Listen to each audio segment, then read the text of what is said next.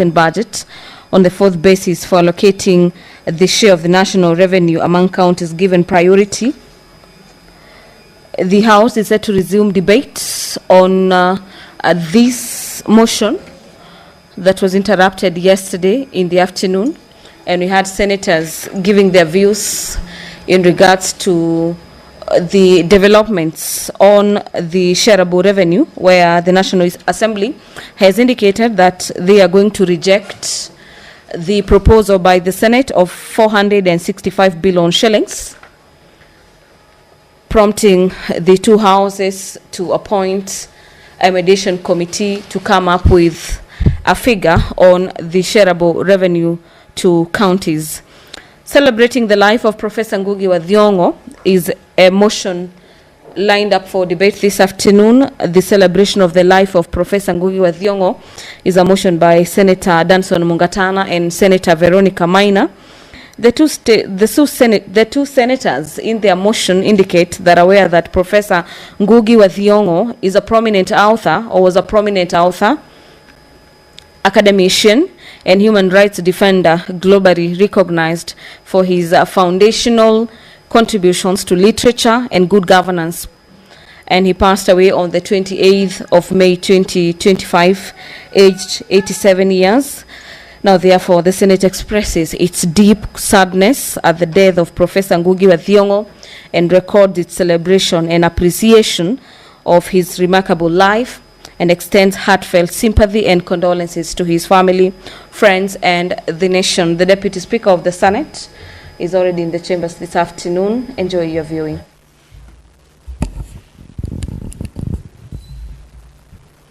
Let's pray.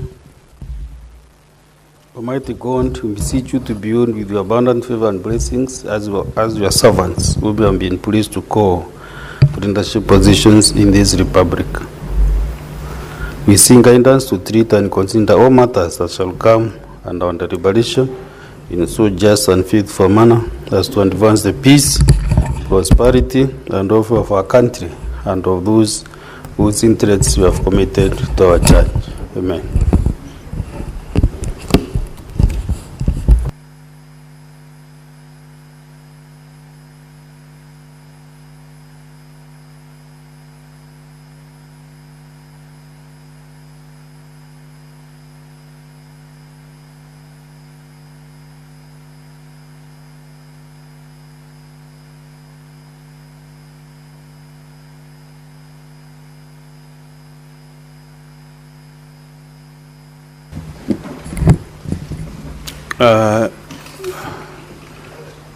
Do we have quorum, clerk?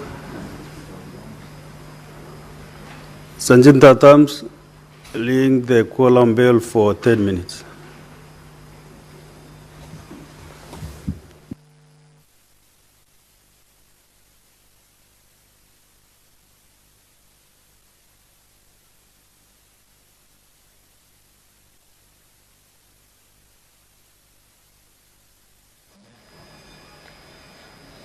Well, we have already commenced business this afternoon at the Senate, and that quorum bell is an indication that we are waiting for members of the Senate, that being a few senators, to make their way into the chamber this afternoon to allow the House to raise quorum for the House to proceed with its business lined up for consideration this afternoon. The motion on the celebration of the life of Professor Ngugi wa Thiong'o by Senators Danson Mungatana and Senator Veronica Maina is one of the motions given priority in today's order paper.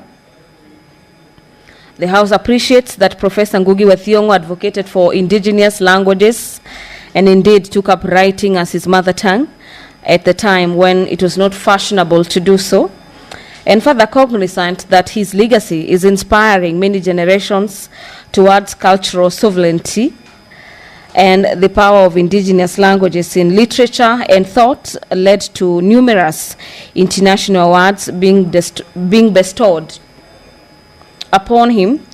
The Senate expresses its deep sadness at the death of Professor Ngugi wa Thiong'o and records its celebration, appreciation, and extends its heartfelt sympathy and condolences to his family, friends, and the nation.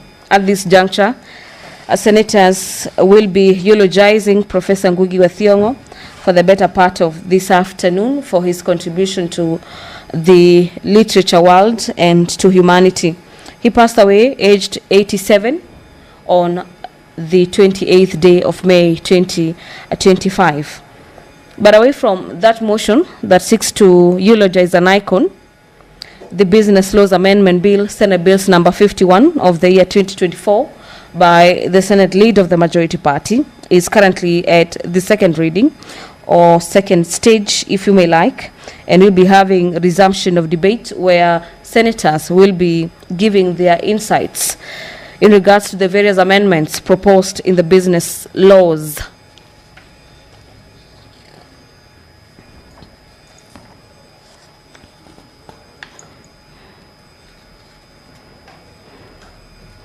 The Early Childhood Education Amendment Bill, Senate Bills number 54 of the year 2023, is equally lined up for consideration this afternoon with a number of clauses for amendment.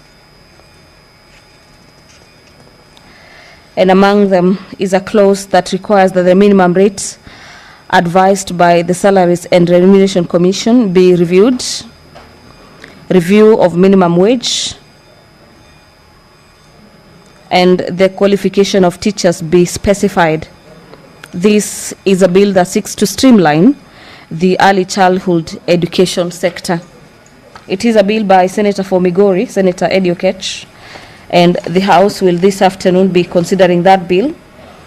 Away from that, the other bills that are set for consideration by the House is a Sports Amendment Bill, Senate Bills number 33 of the year 2024 under the Committee of the Whole, where the House will also be considering two other bills. Among them is the Local Content Bill, Senate Bills number 50 of the year 2023 by the Chairperson Standing Committee on Matters Energy, as well as the Street Vendors Protection of Livelihood Bill, Senate Bills number 41 of the year 2023 by Senator S.C.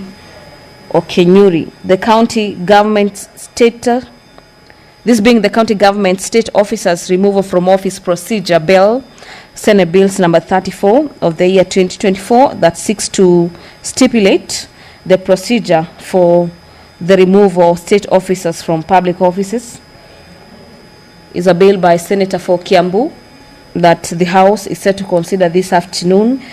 And so is the County Government's Amendment Bill number 39 of the year 2024 by Senator George Mbugua. The Labour Migration Amendment Bill number 2, Senate Bills number 42 of the year 2024 by nominated Senator Tabitha Mutinda, is lined up for consideration. But away from those many bills, the House is set to consider the motion on the reports of the Standing Committee on Devolution and Intergovernmental Relations on its inquiry into the state of markets in Vihiga, Bungoma counties, arising from a statement that was sought by Senator Godfrey Osotsi and Senator David Wakoli. This is a motion by the Chairperson, a Committee on Devolution and Intergovernmental Relations, as Senator Mohammed Abbas, the Senate adopts the report of the Standing Committee on Devolution and Intergovernmental Relations following its inquiry into the state of markets in Vihiga and Bungoma counties. This prompt by the Committee on Matters of Devolution to investigate the status of markets arose from statements that were sought by senators from the respective counties, and the Committee on Devolution already tabled its report on the table of the House on the 1st of October 2024. The progress report of the Standing Committee of National Cohesion, Equal Opportunities and Regional Integration, following the committee's inquiry on the diversity and inclusivity of the staff composition of state agencies in Kenya, is a motion lined up for debate this afternoon. This is a motion by the Chairperson, Standing Committee on National Cohesion, Equal Opportunities and Regional Integration, who also serves as the senator for Marsabit County, Senator Mohamed Chute. And the committee, through its chair, will be seeking to have the Senate adopt the progress report of the Standing Committee on National Cohesion following its inquiry on the diversity and inclusivity of staff composition of state agencies in Kenya. The committee laid its report on the table of the House on the 3rd day of October 2024. The quorum has been achieved, so kindly allow me to hand over for this live broadcast brought to you by KBC in partnership with the Parliamentary Broadcasting Unit. Enjoy your viewing, and also remember you can catch this live broadcast courtesy of our YouTube channels, that is KBC Channel 1 on YouTube, the Senate of Kenya, and you can also follow up on this live broadcast courtesy of our Signet channels, that is Senate TV.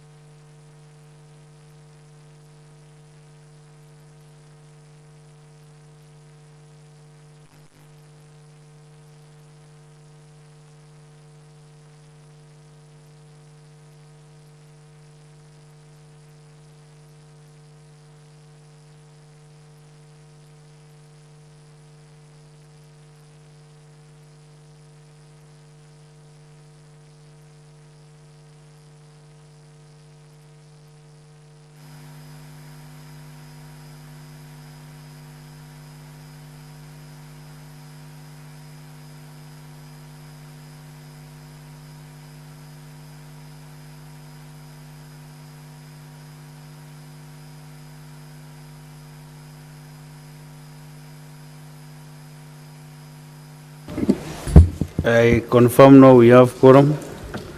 Clerk, read out the first order. Order number 1, administration of oath. Next order. Order number 2, communication from the chair. Next order. Order number 3, messages. Next order. Order number 4, petitions. Next order. Order number 5, papers. Next order. Order number 6, notices of motion. Senator Danson Mungatana, you have a motion to give notice.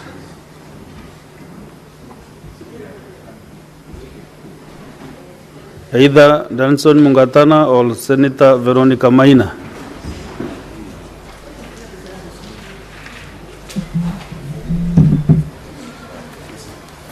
Thank you, Mr. Speaker, sir. Mr. Speaker, sir,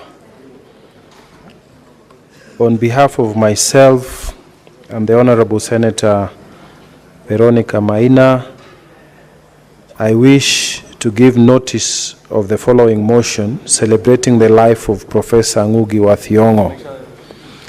That aware that Professor Ngugi wa Thiong'o, a prominent author, academician, and human rights defender, globally recognized for his foundational contributions to literature and good governance, passed away on the 28th May 2025 at the age of 87, cognizant that the late Professor wa Thiong'o had an illustrious career in writing and teaching literature spanning over 6 decades, where he authored landmark novels, plays, and poems that shaped post-colonial studies, contributed to social justice, and inspired generation of writers and thinkers across the world.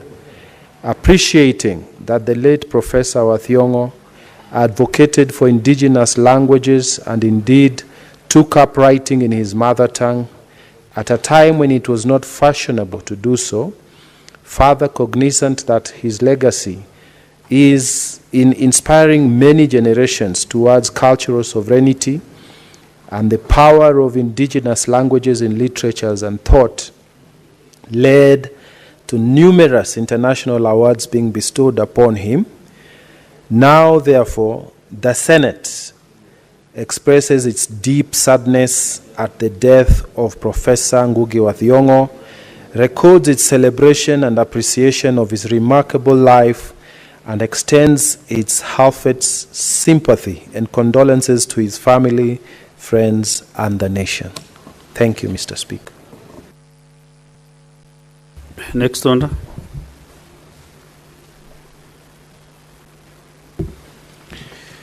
Order number 7, questions and statements.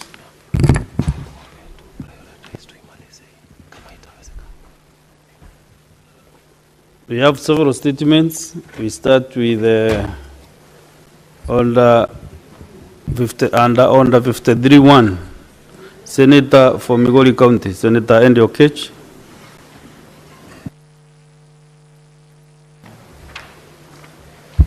Thank you, Mr. Speaker, for the opportunity.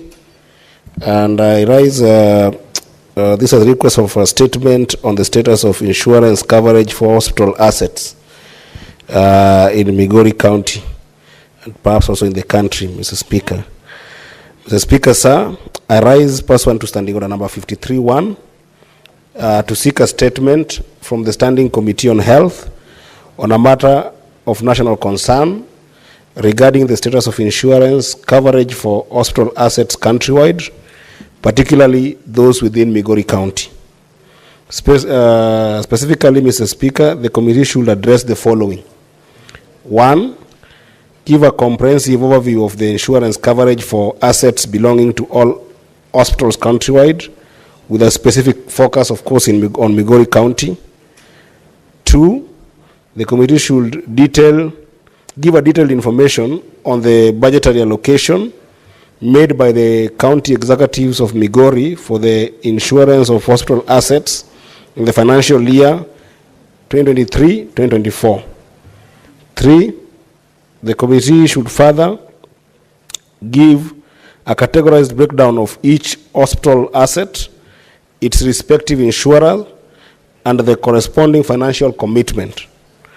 Fourth, the committee should give a list of hospital assets that remain uninsured, if any, and an explanation of the reasons for their non-insurance. And lastly, Mr. Speaker, sir, the committee should give a description of the measures being implemented by the county government to ensure that all hospital assets are adequately insured against any potential risks. Thank you, Mr. Speaker. Senator James Murango. Thank you, Mr. Speaker. Mr. Speaker, I rise pursuant to Standing Order 53-1 to seek a statement from the Standing Committee on Agriculture, Livestock and Fisheries on a matter of county-wide concern regarding the government's failure to purchase locally produced rice in Mwea, Kirinyaga County, which has resulted into accumulation of over 5,000 metric tons in storage facilities. In the statement, the committee should address the following. 1, the criteria and process followed in approving the importation of rice into Kenya despite the existence of a stockpile of locally produced rice, specifically the 5,000 metric tons in Mwea. 2, whether there were prior consultations with the Minister of Agriculture, the Kenya National Trading Corporation, KNTC, and relevant farmers' organization, particularly those in Mwea, before the importation of rice.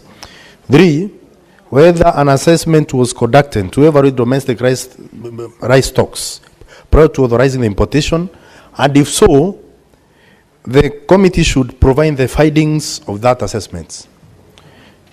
4, the reason why the government supports increased rice production through subsidized inputs, yet fails to secure a market for the resulting surplus.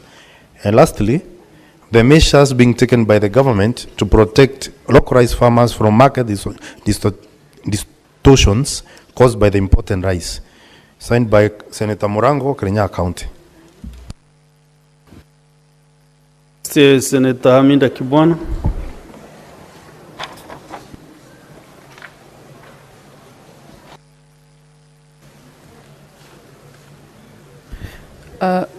Thank you, Mr. Speaker.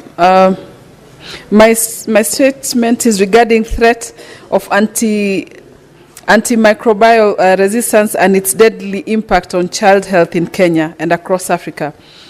Mr. Speaker, sir, I rise pursuant to Standing Order 53-1 to seek a statement from the Standing Committee on Health on a matter of national concern regarding the public health threat posed by antimicrobial resistance, AMR, particularly regarding its impact on child health in Kenya and across the African continent. Mr. Speaker, sir, a recent global study has linked over 659,000 child deaths in Africa that occurred in 2022 to antimicrobial resistance infections, with Kenya identified among the countries experiencing a surge in the use of watch and reserve category antibiotics. High-risk drugs that should be used sparingly. The sharp rise in usage has been attributed to weak regulation, misdiagnosis, and inadequate diagnostic capacity, posing a significant threat to the health system and national development. In the statement, the committee should address the following. Number one, a status update on the national antimicrobial resistance surveillance systems in Kenya, including the level of functionality and coverage across the countries. Coverage across the counties. Number two, measures implemented by the Ministry of Health to regulate the prescription and use of watch and reserve category antibiotics, particularly within pediatric and primary care settings. Number three, whether Kenya has developed or implemented a national action plan on antimicrobial resistance in line with World Health Organization recommendations, including in current status. Number four, initiatives in place to strengthen the diagnostic infrastructure, enhance the capacity of healthcare professionals, and raise public awareness on responsible antibiotics use. Finally, targeted interventions and investments made to support antimicrobial stewardship programs, especially in county health systems, and the impact of reducing misuse and resistance. I thank you, Mr. Speaker. I want to allow very brief comments for 15 minutes, and then we proceed to statement under Standing Order 58. Senator Maureen Tabitha.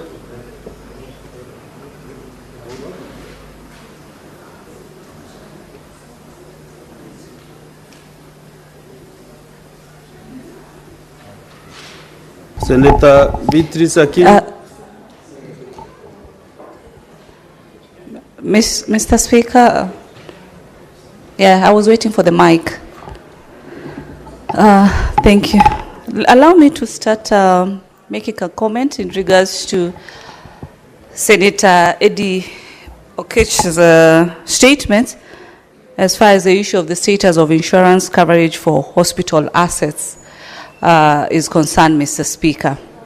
Mr. Speaker, as you know, it's very important for assets to be insured.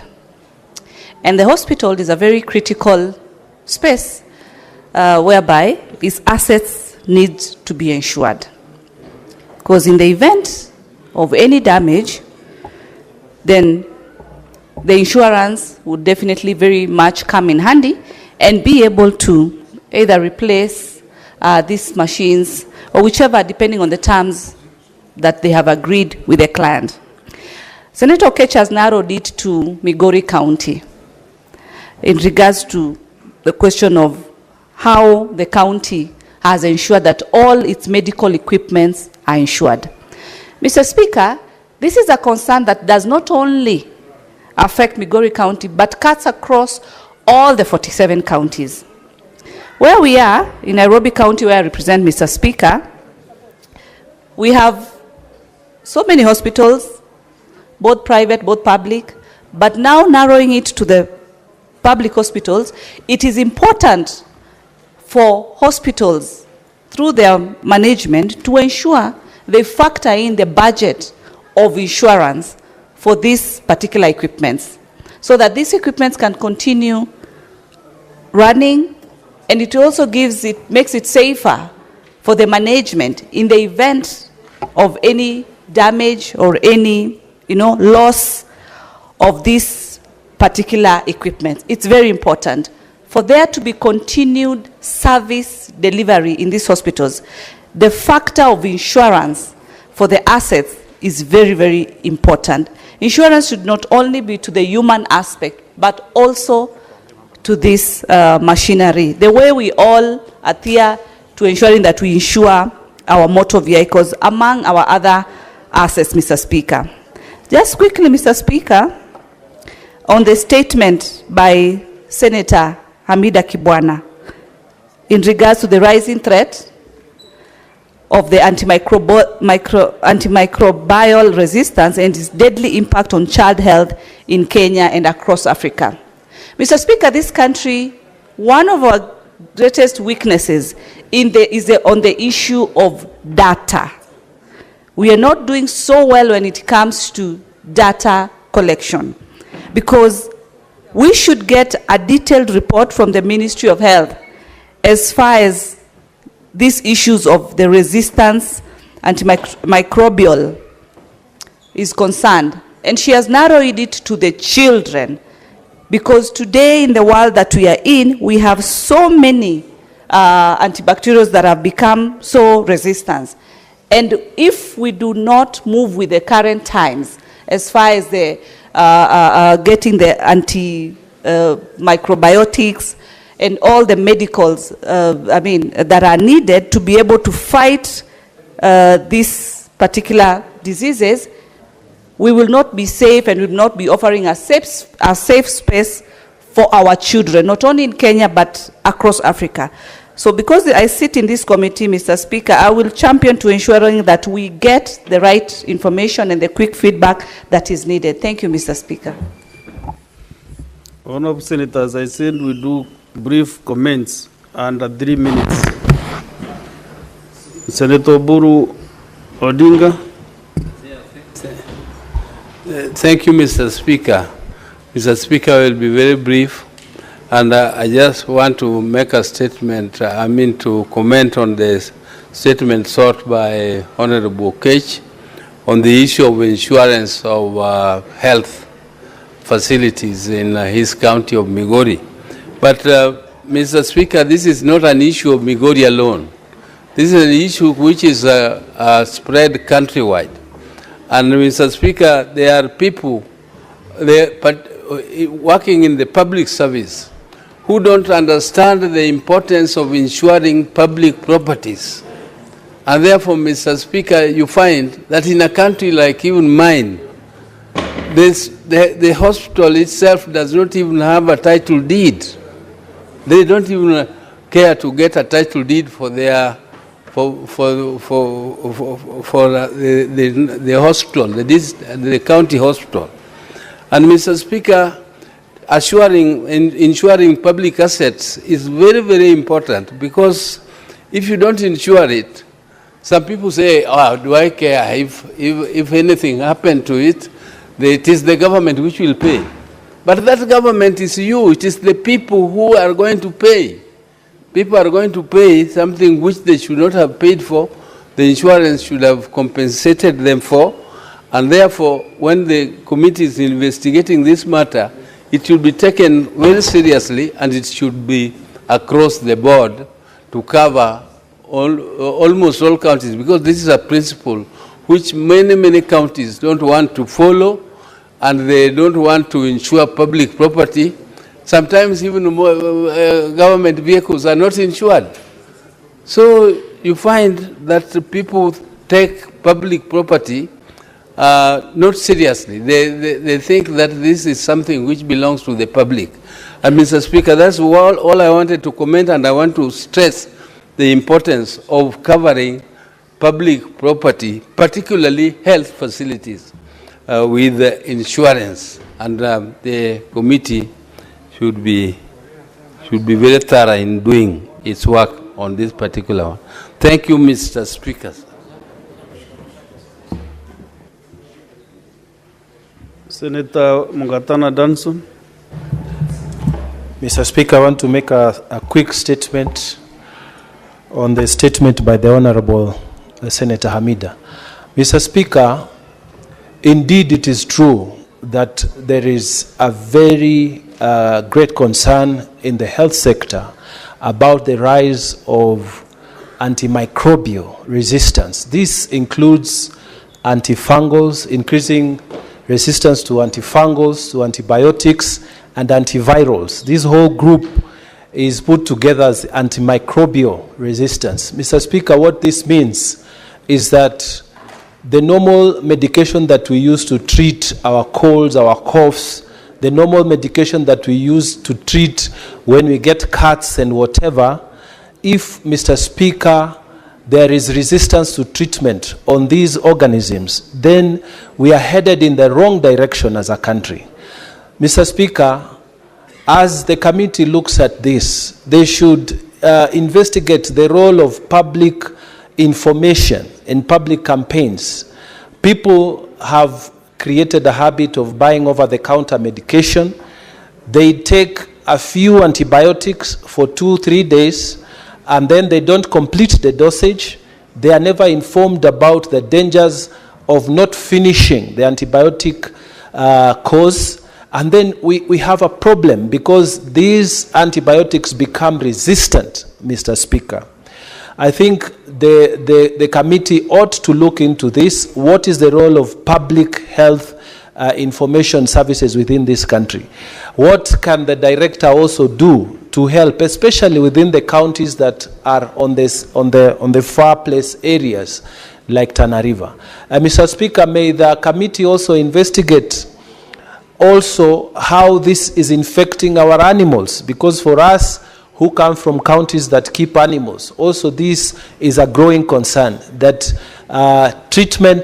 resistance to treatment is becoming a real concern, because some of these animals, Mr. Speaker, again the same problems like in humans, incomplete dosages, lack of information, lack of proper diagnosis. Mr. Speaker, I pray that the Health Committee will properly engage so that our people can benefit. I thank you, Mr. Speaker. Senator Beatrice Akinyi. Mr. Speaker, I thank you for giving me the opportunity. Mr. Speaker, I want to support the statement by Senator Hamida Kibwana and the statement by Senator Eddie Okech. Mr. Speaker, sir, it is regrettable that our people are getting a lot of resistance from the use of antibiotics. And especially, Mr. Speaker, it is painful that she's brought up the statement, especially on the impact of child health in Kenya. But, Honorable Speaker, the resistance may not only be limited to children. All of us, all the age groups might be getting resistant to the use of drugs. But the question I ask myself, Mr. Speaker, sir, is that where is the public health department that deals with prevention, the preventative arm of health, Honorable Speaker? This must have been foreseen. And, Honorable Speaker, this could be aggravated by the use, by the fact that most patients buy over-the-counter drugs in the various chemists that we have all over the country. Mr. Speaker, I keep on asking myself why it is allowed that people can purchase antibiotics from chemists and they use them, Honorable Speaker. That kind of usage, Honorable Speaker, must also have led to the resistance that we are talking about. So, Honorable Speaker, I support this, and this must be looked into. Honorable Speaker, on the statement by Senator Eddie Okech, it is unfortunate that our county governments and not particularly even about his Migori, but all of our county governments do not ensure some of these facilities. Mr. Speaker, it is in good governance that our governors and the executive look into ensuring some of this so that we are able to forestall losses in the event that anything happens. Honorable Speaker, I support these statements and I thank you for giving me the opportunity. Senator Murango James. Asante sana Mstahiki Speaker. Mstahiki Speaker, ningetaka kuunga mkono ombi ambao limeletwa hapa na Senator Aminda. Mstahiki Speaker, ninapoongea sahihi, mimi ni mmoja ambaye ameathirika na hili njanga ambalo ndawa zinazotumiwa zinafika mahali zinakuwa haziwezi kutibu. Kwa sababu either zinatumiwa vibaya ama zinatumiwa visivyo. Mstahiki Speaker, zile madawa ambazo zinatumika kuua bakteria katika miili yetu, either iwe kwa wanyama ama kwa binadamu, ikitumiwa venye haifai ama itumiwe zile wanaita generic zingine, zinatuletea matatizo. Lakini pia tuko na taasisi ambao husika ambazo zinafaa kuhakikisha kwamba dawa ambazo zinaingia nchini ni za hali ya juu na zikitumika zitafanya kazi ambazo zinafaa kufanya. Mstahiki Speaker, kwa sababu umuhimu wa dawa ni kuponya, umuhimu wa sabuni ni povu. Kwa hivyo kama dawa zinazokuja hazifai, binadamu wakizitumia zinawaadhiri, taasisi zinazohusika kutoka Wizara ya Afya zinafaa ziwajibike na ziseme ni kwa nini. Na ya mwisho, Mstahiki Speaker, ninatachangia pia taarifa ambayo imeletwa na Senator wa Migori, kwa sababu utaangalia sana gatuzi nyingi zetu hawana haja sana na kuhakikisha usalama wa zile machini ambazo tuko nazo katika mahospitali. Kukiwa na moto utapata ile hasara tunapopata, na pia kuna ukosefu wa pesa ya kuhakikisha kwamba zile machini amerudisha tena, inakuwa ni kubwa mno. Kwa hivyo kuhakikisha kwamba hakuna hasara, serikali za gatuzi zinafaa zihakikishe kwamba zimechukua bima kuhakikisha kwamba kukiwa na janga lolote hakuna kupoteza zile machini ambazo tuko nazo katika hospitali zetu. Asante sana Mstahiki Speaker. Senator Kisang William. Thank you, Honorable Speaker. Honorable Speaker, I want to make comments on the statement by Senator from Migori. Honorable Speaker, you'll be surprised when we get reports from the Auditor General from the counties. Honorable Speaker, it is pathetic, and we are not even surprised. All the counties, almost 100% of them, Honorable Speaker, they have not insured the medical equipment. They don't even have paperwork in terms of titles, logbooks for some of the property they have, Honorable Speaker. There is no even valuation. They have not even valued. They don't have any valuation role or even a fixed assets registered, Honorable Speaker. Honorable Speaker, it is important to ask the governors to do valuation for the assets they have, insure them, because, Honorable Speaker, as colleagues have said, if by bad luck a building gets burned down, what will happen? And we don't have resources. The resources are scarce. So they are supposed to insure so that they can be compensated by the insurance companies who will have taken the underwriting, Honorable Speaker. This is something that they need to do urgently. Maybe as a house we need to get a motion so that we can do a resolution to compel them to do asset valuation, get the paperwork for the buildings, for land. You can imagine some of the hospitals, Honorable Speaker, they don't even have title for where the hospitals are sitting, Honorable Speaker.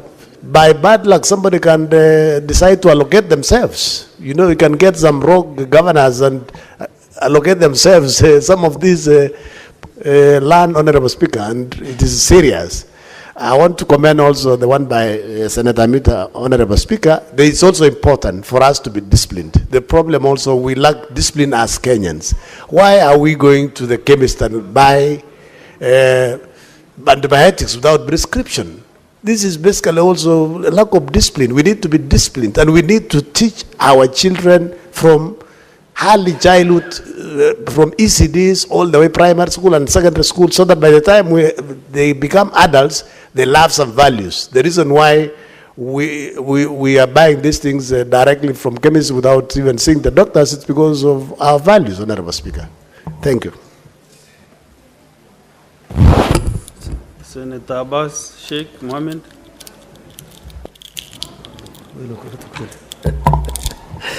Thank you, Honorable Speaker. Honorable Speaker, I want to also join my colleagues to support statement by Senator Hamida. Honorable Speaker, actually, what is happening in this country is a very unfortunate situation. The drugs are just being bought from the counters.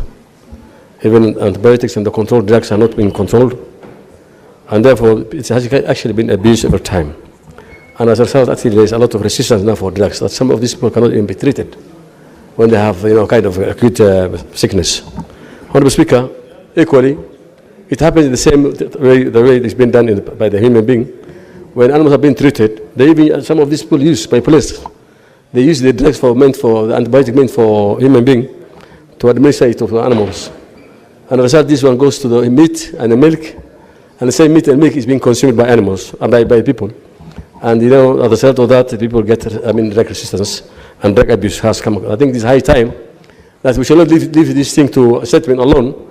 We need to have a bill now to at least have a drug control and drug abuse control.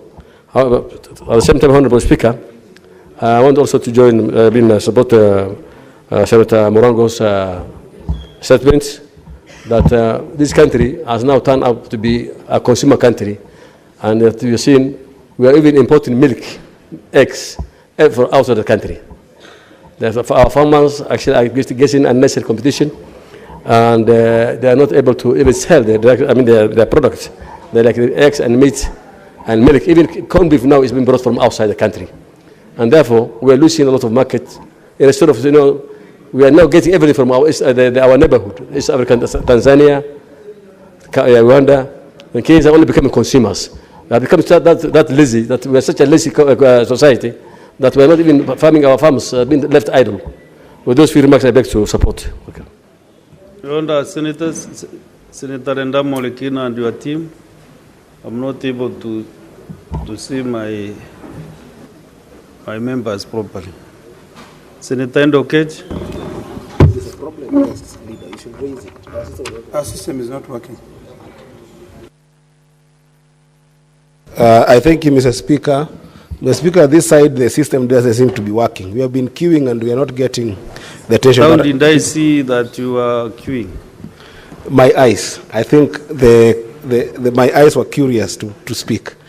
But Mr. Speaker, on a more serious note, I want to thank you, and I wanted to make a quick comment on the statement by the Senator of by Senator Murango. Mr. Speaker, there is a big problem in terms of the price and in terms of mop-up of rice in our country, Mr. Speaker.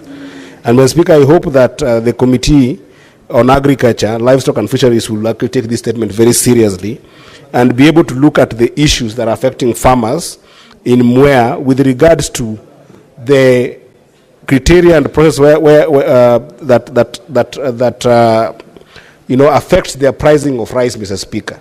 Mr. Speaker, I've seen this even in Migori County, where the farmers of Lower Kuja in Nyatike constituency, Mr. Speaker, the farmers there are working very hard, but you find them every single time. Even today, if you go to Lower Kuja, Mr. Speaker, just the same way as people in Mwea, you'll find that they've got pile and pile of paddy that is not being bought, despite the fact that we've got a number of government institutions that can first buy paddy and second can also buy rice. For instance, the deal that we have with the Kenya National Trading Corporation, Mr. Speaker, is a deal that should be able to help these farmers be able to have their rice mopped up by the relevant institutions, Mr. Speaker. Right now, Mr. Speaker, the farmers in Nyatike have to sell their paddy to people who are coming as far as Uganda, despite the fact that these are rice that are subsidized by our local resources here from government, Mr. Speaker. And one of the biggest things that I hope that this committee will look at is quick payment to those farmers. Because the delay of payment, Mr. Speaker, when you go and give, for instance, your rice to Kenya National Trading Corporation, and then they want to pay it 3 months later, Mr. Speaker, when people who come from Uganda can come and pick it and pay a lower price, but pay immediately, it becomes a problem, Mr. Speaker.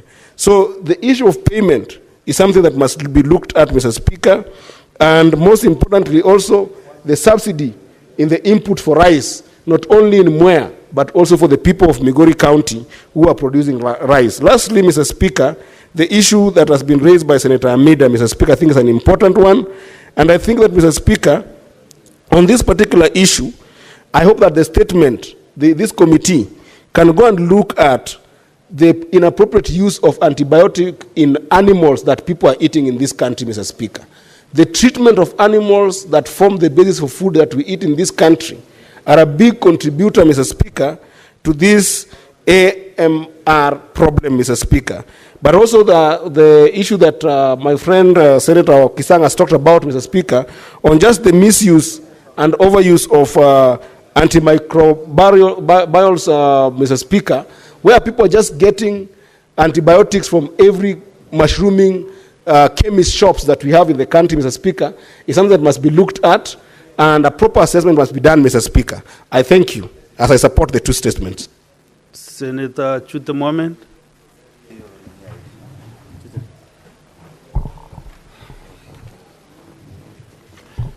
Thank you very much, Honorable Speaker. I'm being interrupted here by Munyoro.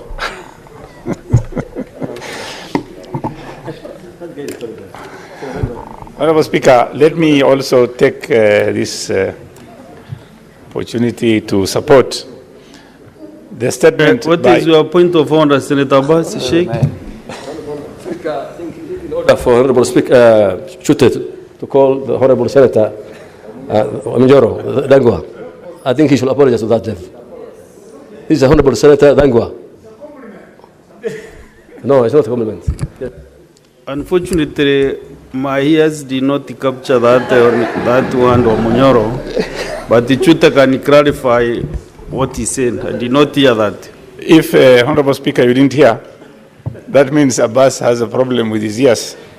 So, Honorable Speaker, the statement by Senator Morango, you know, consumption of rice has increased in this country. The consumption is 1 million tons per year. What Kenya can produce is only 230, Excellent. Mr. Speaker. And what Senator Morango is talking about is the stock that is now in the stores.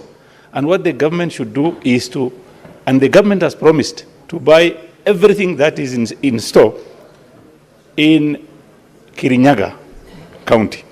Honorable Speaker, this country has a deficit of 770,000 metric tons. And I want to ask Senator Morango to appreciate also what the Kenya Kwanza government has done. Kenya Kwanza government, Honorable Speaker, have increased the production of rice from 190 metric tons to 270 metric tons. And this production increased mainly because of issues of fertilizer, cheap fertilizer, and also dams that are being built in this country. Honorable Speaker, by 2032, according to Kenya Kwanza government, we'll be having sufficient rice for Kenyans, especially people from Wajir, Mandera, Marsabit.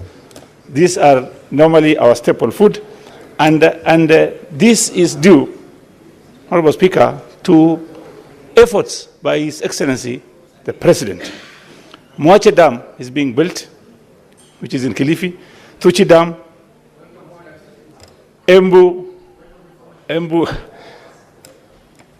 You saying point of order or point of information? I don't want him to inform me for now, Your Honorable Speaker. You want to be I want to conclude. I want to conclude because of time, Honorable Speaker. Okay. So, Honorable Speaker, there is PPP.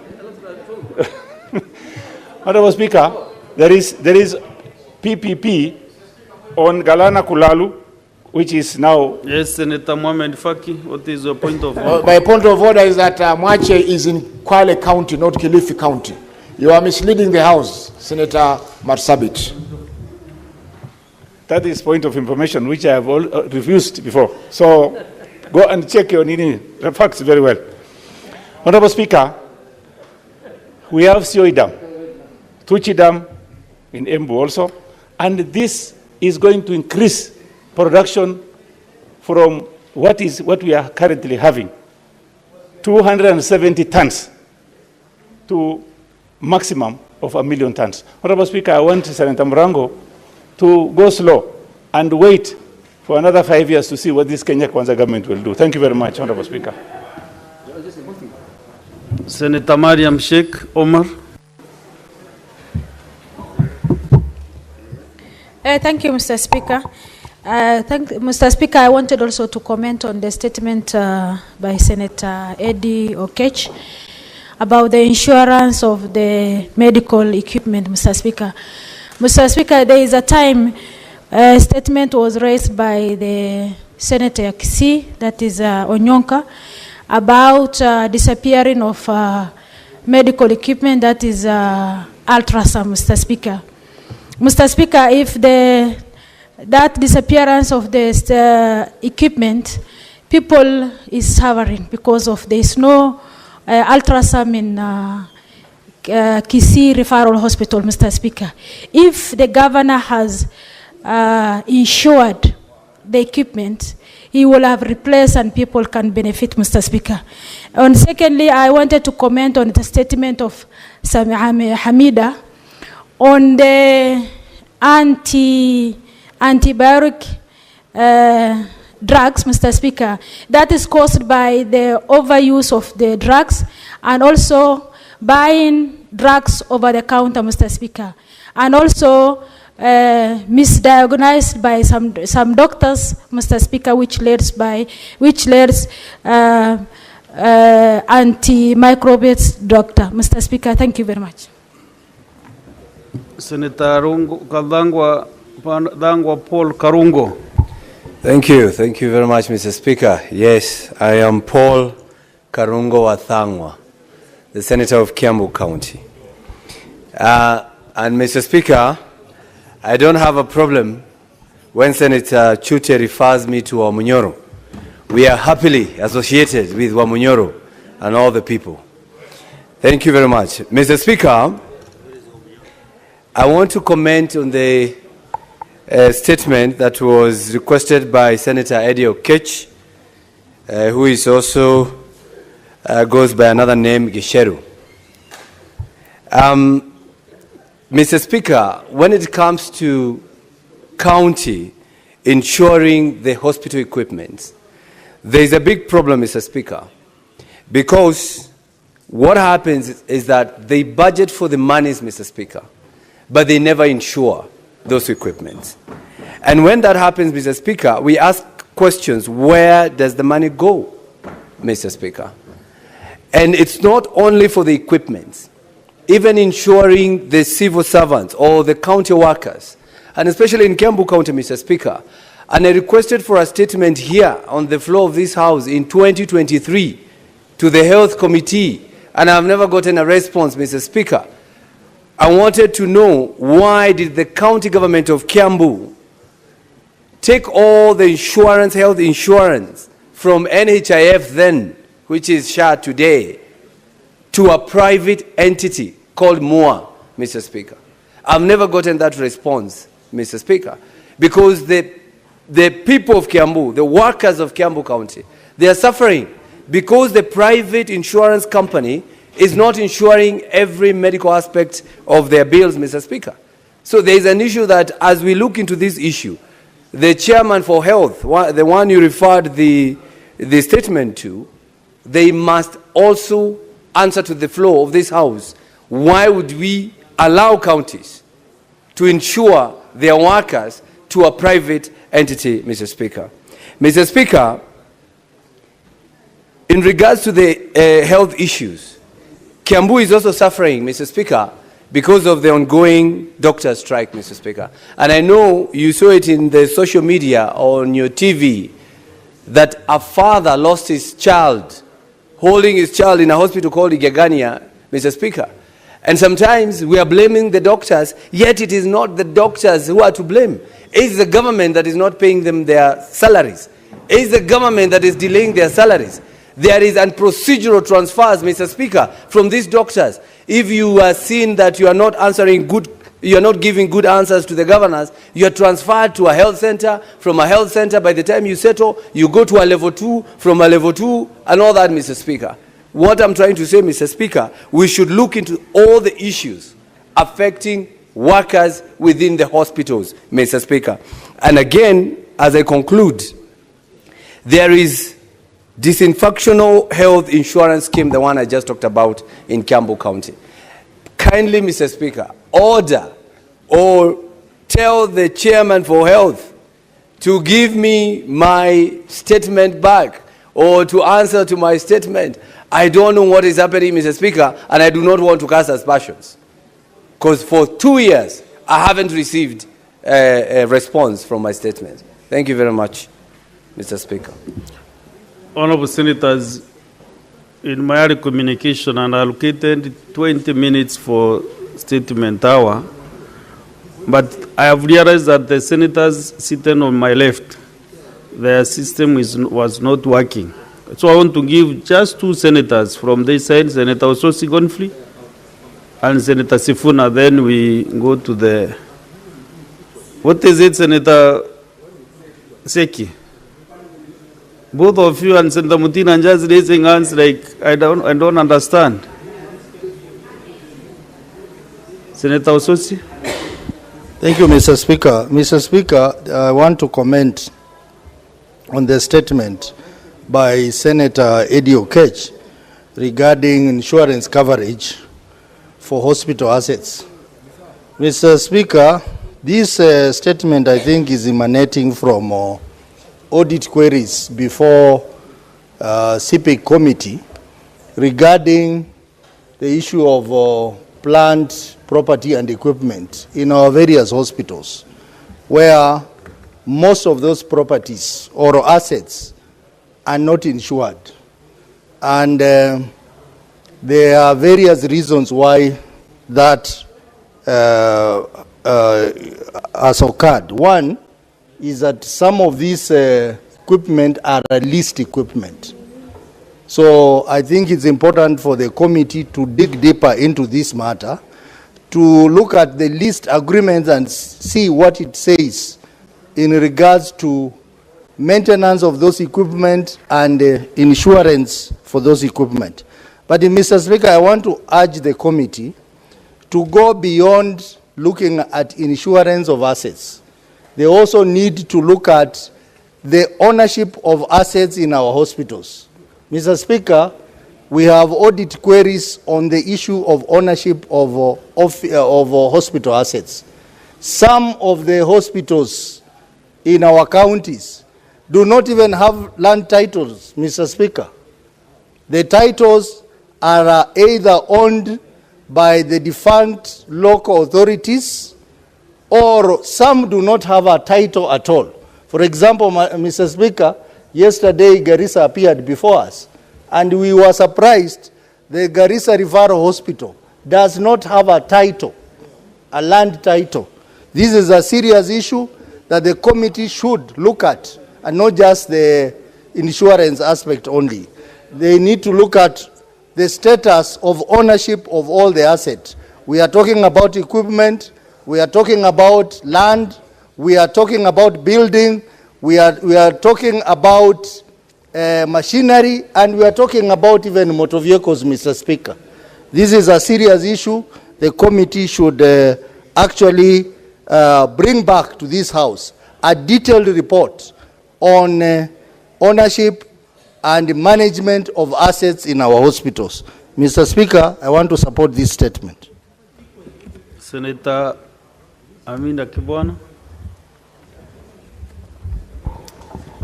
Thank you, Mr. Speaker. I also wanted to support Senator Eddie's statement on insurance coverage. for hospital assets.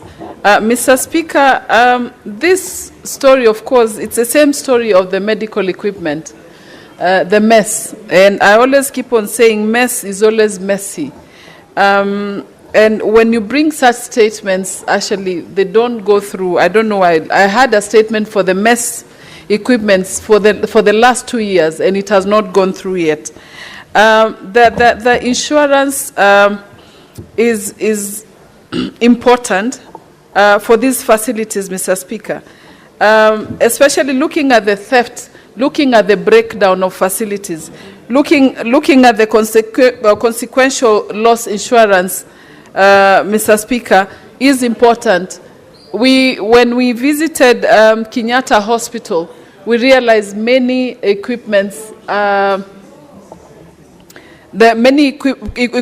equipments are not functioning. And like what Senator Mariam said, that if only they were insured, then we would have replacement of these equipments, Mr. Speaker. Even in the ICU in Kenyatta Hospital, you find equipments that are not working because maybe they were not insured. And if they were insured, then we would have had replacement of such. It is very sad. And those counties, I really want to encourage the Committee for Health, or maybe the Public Investment Committee, to look into this matter. And also, I also want to support Senator Morango on the rice in Mwea. The Pishori rice in Mwea used to be our pride in Kenya, Mr. Speaker. But unfortunately, it's not the case nowadays. It's unfortunate that there's no motivation with the farmers. I remember the rice, we didn't have to push for any market, but we only had to, everyone used to scramble for the Pishori rice in Mwea. But then now, unfortunately, the Pishori rice, regardless of how much, it cannot be sold. I don't know where the issue started, but, it's both also the Ministry of Agriculture to motivate the farmers, Mr. Speaker. I also encourage that the government should protect local rice farmers from market distortions caused by imported rice, Mr. Speaker. The imported rice, that's what we go for, unfortunately, nowadays. So immediately the farmers are motivated, then they will up their game for the quality rice, and Kenyans, of course, will scramble for the Pishori rice, Pishori Mwea rice again. I thank you, Mr. Speaker. Last but not the last, Senator Seki Denku. Thank you very much, Honorable Speaker, for this great opportunity that you have given to me. I also wanted to put my voice to the statement sought by Senator Gishiro, Senator Migori, on the issue of the insurance of medical equipments in our hospital, Honorable Speaker. This is a very important statement that has come on the right time when we have a big problem in our hospital, particularly even Kenyatta National Hospital here in Nairobi. Honorable Speaker, just a few days ago, we had a problem in Kenyatta Hospital where we have a breakdown of chemotherapy machine, and most of Kenyans have really suffered on this issue. So this statement has come the right time to sort this problem on issues of maintenance, issues of servicing of these machines, and when we have an insurance cover, to cover these big machines that may not be replaced within a shortest time possible. The insurance, the counties and the hospitals, general hospitals like the Kenyatta National Hospital, need to provide a mechanism where they insure these medical equipment so that people will not suffer. I am sure most Kenyans are suffering because of failure and breakdowns of these machines that are not found just as soon as the management want. So I do support this statement, and thank you very much, Honorable Speaker. Thank you.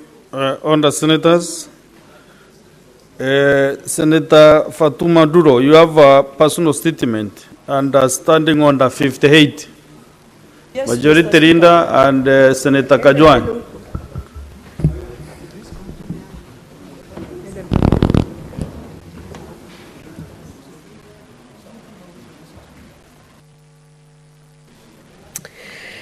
Thank you, Mr. Speaker. I want to issue personal statement on the inappropriate and disparaging remarks made by Honorable, I don't know whether to call him Honorable Abdi Ibrahim Hassan, Governor of Isiolo County, on 1st June 2025. Mr. Speaker, this statement that he has made is all over social media, and I don't have to repeat because, Mr. Speaker, I am rising pursuant to Standing Order 58 to make personal statement regarding the inappropriate disparaging remarks made by Abdi Ibrahim Hassan, Governor Isiolo County, during the Madaraka Day celebration in Oldonyiro Ward, Isiolo North constituency on 1st June 2025. Mr. Speaker, as a senator, my constitutional responsibility is to serve the people of Isiolo County, uphold transparency, and ensure accountability in all county government operations. I am constitutionally tasked with exercising oversight over county government functions to safeguard the interests of the people of Isiolo County. The responsibility has come with great challenges, including inappropriate attacks on my character designed to deflect attention from the legitimate governance concern that I raise from time to time in the House and also at the county level. Mr. Speaker, this statement has been repeated twice because the first one was last year where... Senator Nduro, can you just read the statement which has been approved? Because there is a reason why... I wish to bring to the attention of the House that during the recent Madaraka Day celebration in Oldonyiro Ward, Isiolo County, Isiolo North constituency, the Governor of Isiolo County made deeply inappropriate, sexist, and defamatory remarks about my person. The Governor made crude and vulgar insinuations that are false, malicious, and constitute a clear example of misogyny deployed to discredit women in leadership.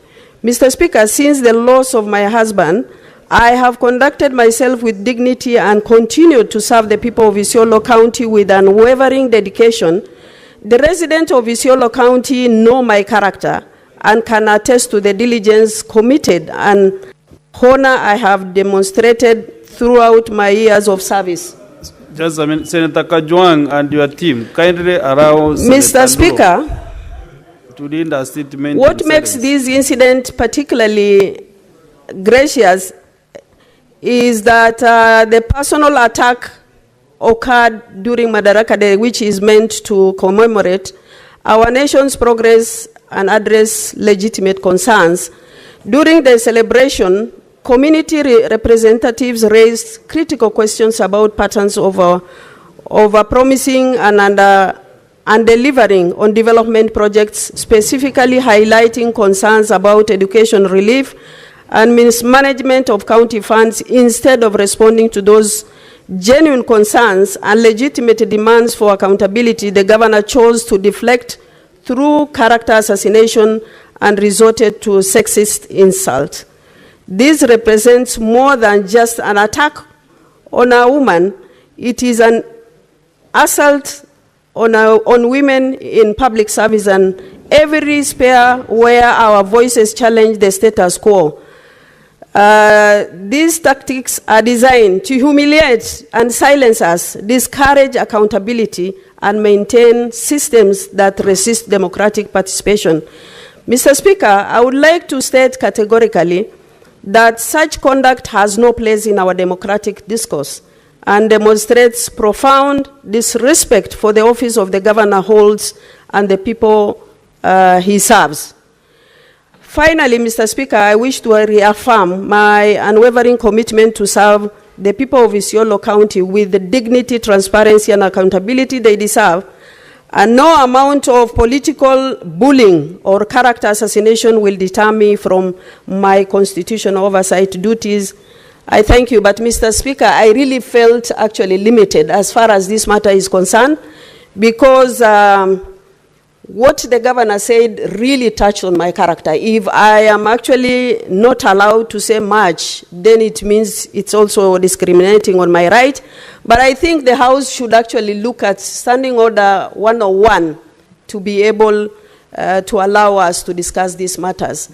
But let me tell Isiolo County people that I am ready, whatever it takes, because there is so much intimidation, Mr. Speaker, that is going on.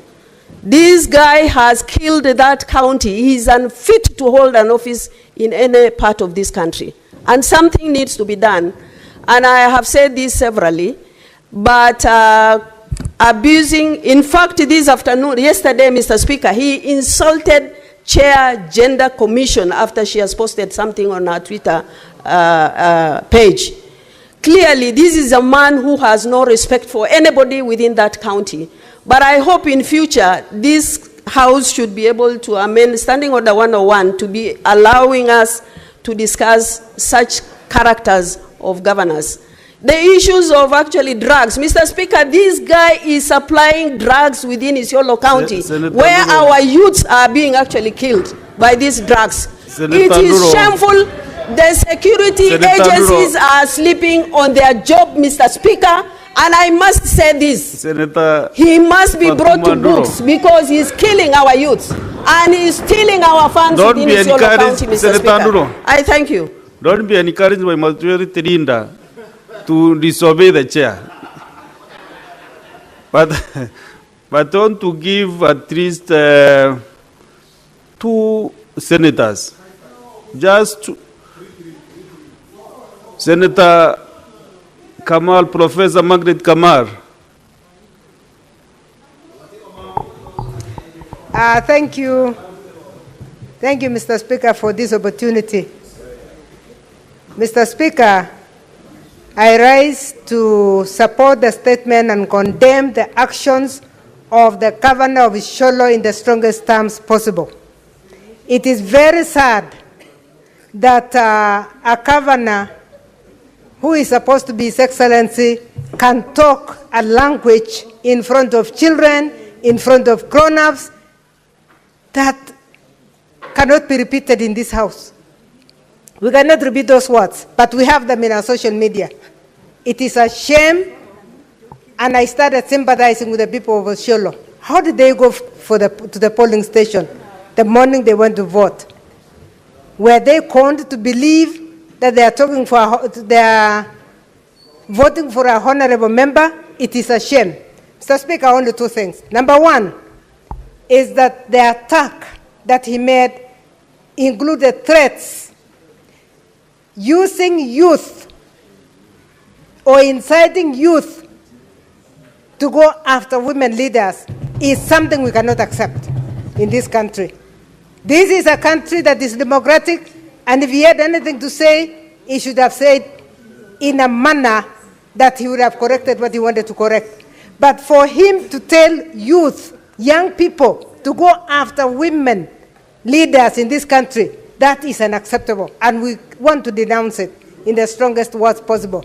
Number 2, Mr. Speaker, I want to make it clear that this one also has to do with the oversight that is accelerating very well in this House.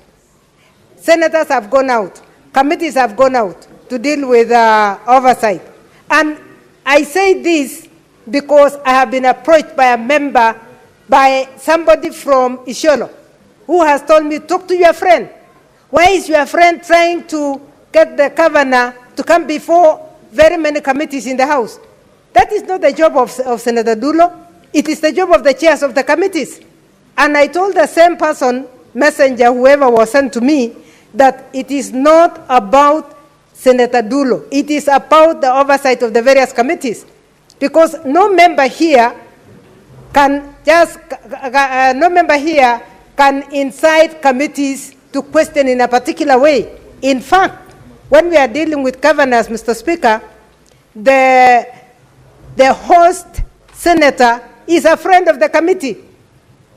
But I want to say this because it is not just the senator, it's not only the governor of Isiolo. There is this belief by governors that whenever they are invited to come before committees, They are coming before committees because the host senator has said so. Mr. Speaker, on record, and with this can be quoted from our education committee, a governor came before us and said, before I say anything, and fortunately or unfortunately I was the chair at that point. Fortunately, he said, before I say anything, I want it to be very clear that I will never answer a question from my senator. That is in record in this house. How can a governor come and dictate to a committee that they don't want the senators, their host senators, to talk? Mr. Speaker, maybe we also went viral on that one because I also responded. And I said, listen to what you have told us before you repeat it, because I want you to repeat what you have said. He couldn't repeat it because he knew I was going to tell him either you go or the senator also has a chance. We cannot, it was unbelievable to us as a committee. We looked at him in shock because we did not know what had transpired between him and his senator. But he was very clear that he did not want the senator to ever say anything. This is going to be in our report when we bring the report of the governors that we have seen, because after 15 we are going to bring an update from the Committee of Education. But what is this that the governors are hiding to the extent that they want to fight with their senators because of oversight? I see a lot of oversight issues that the governor of Isiolo is trying to hide. In this house, we have had occasion when committees have invited the governor of Isiolo and he has refused to come to the house. We have not done it in our committee, but we are going to dare invite him because we are going to invite all the 47. I think, Mr. Speaker, this house has to take their oversight very seriously, and we want the chairs of the committees to be very clear about oversight, that this must be done neutrally. We did, the governor I'm referring to decided to settle down when the members said, we must have our friend, your host senator here, and he will ask questions around education. We are not interested in what's going on between the two of you. That is when he managed to listen. But what are we talking about? We are talking about people who have decided to go rogue, governors who have refused to be accountable, governors who have refused to be transparent. As we are talking about Isiolo, I chaired the committee of devolution in absence when my chair was not well, when we were in Naivasha. And the things we hear about Isiolo are horror. We have a county that needs attention, and I hope we'll be able to go as the committee of devolution. A county where the governor comes, I hear once in a month. We need to pay attention to the governors. Thank you. Senator Shakira Abdalla. Asante Mheshimiwa Spika. Mheshimiwa Spika, hii kesi ya Mheshimiwa Fatuma Dulo ni moja imeongezeka katika ile list ya uhalifu unaoendelea wa kina mama. Uhalifu ambao kwamba ni wa dhulma za kijinsia kwa kina mama, dhulma za kufanya kina mama waogope kuingia katika siasa na kuongea maoni yao kikamilifu. Mheshimiwa Spika, tunataka hii seneti ichukue hatua kali kwa gavana kama yule kwa kufanya kitendo kama kile, kumkashifu mheshimiwa mwenzake hadharani bila sababu, kwa sababu Fatuma hajamkosea, alikuwa anafanya kazi yake ya seneti kwa kumuita hapa kuja kuulizwa maswali kuhusiana na majukumu yake ya Isiolo. Lakini kwa sababu yeye ni mtu ambaye kwamba anataka kuficha madhambi yake nyuma ya mheshimiwa Fatuma, ndio sababu anaweza kumdhulumu na kumkosea kwa matusi ambayo hayawezi kueleweka. Kwa hivyo Mheshimiwa Spika, tuna condemn na tunapinga dhulma hizi za kijinsia zinazoendelea kwa kina mama, hususan wamama ambao wako katika mirengo ya kisiasa. Tunapinga na tunakataa na tunamuaibisha huyo gavana wa Isiolo kwa yale mambo ambayo mnayafanya. Asante Mheshimiwa Spika. Hebu tumsikie huyu mzee wa Kericho aseme nini. Senator Cheriot Harut. Mr. Speaker, any leader who watched the utterances of Governor Guyo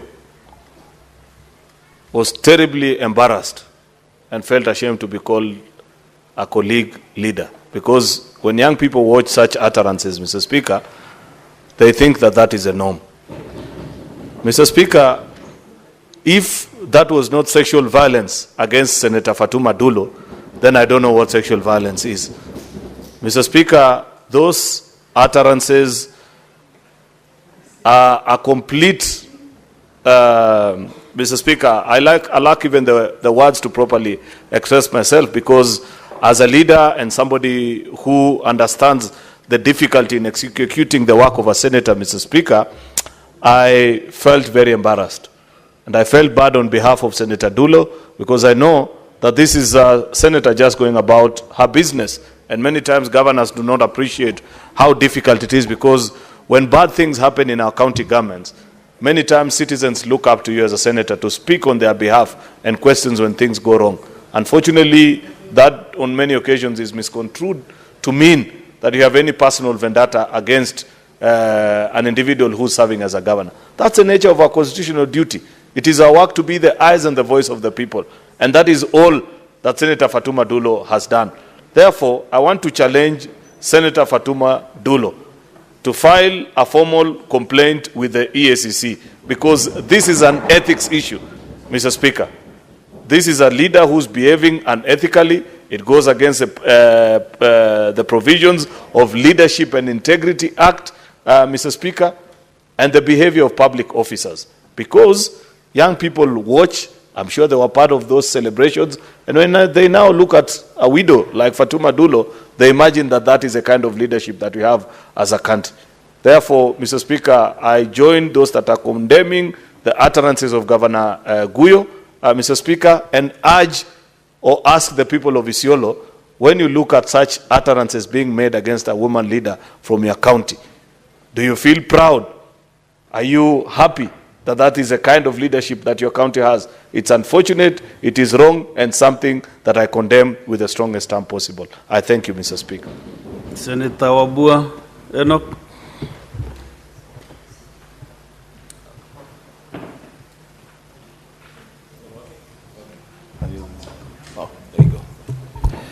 I thank you, Mr. Speaker, for this opportunity to also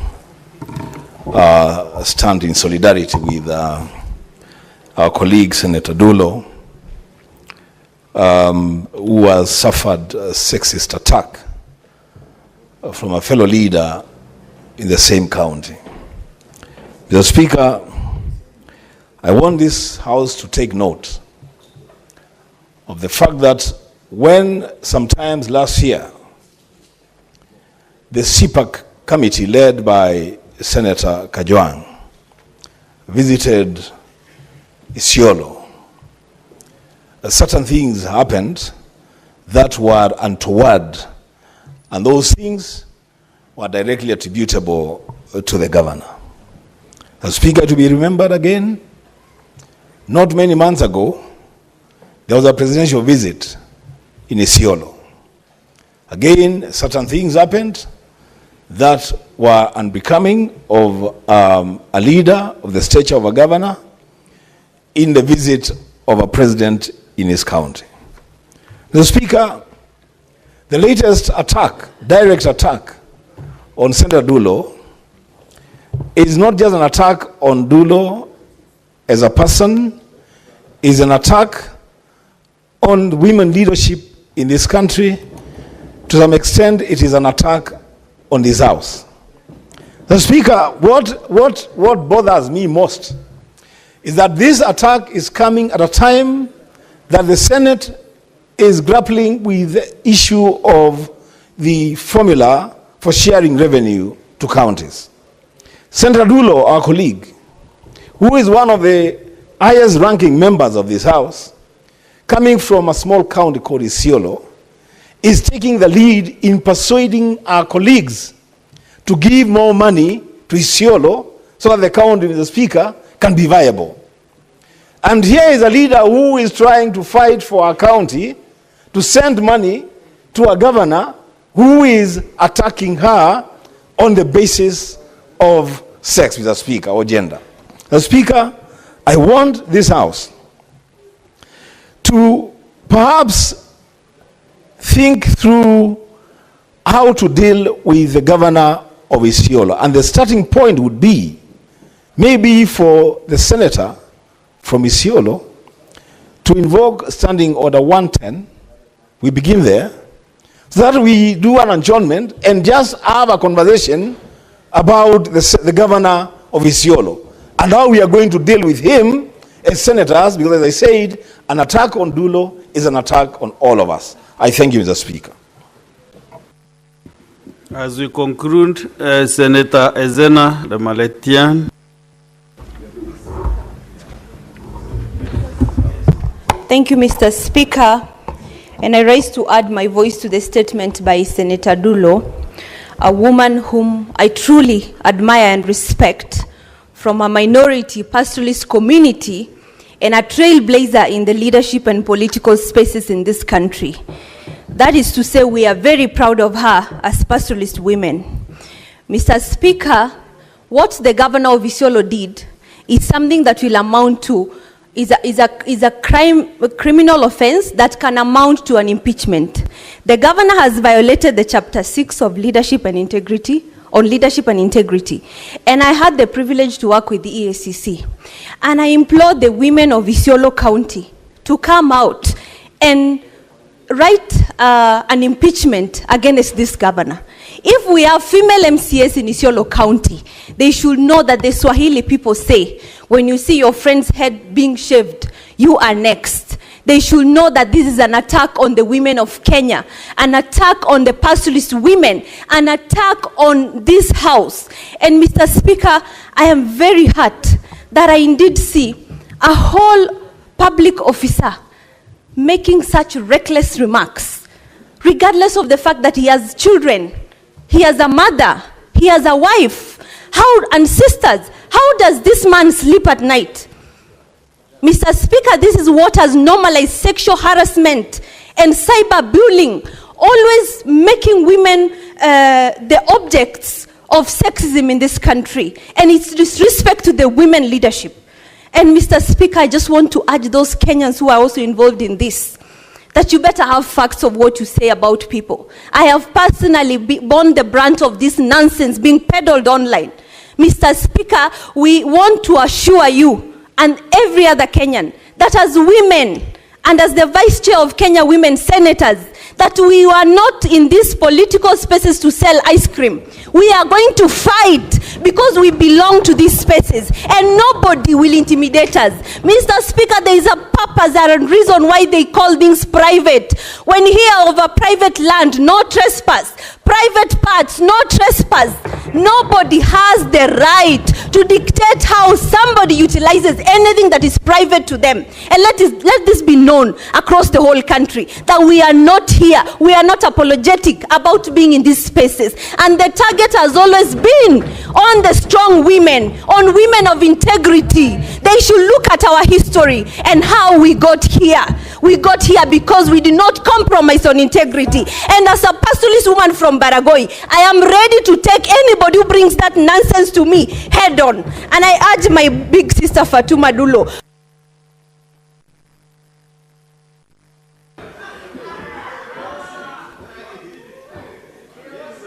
Senator Robahali Ibrahim.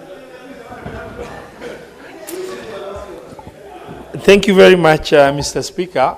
And as a senator coming from the region,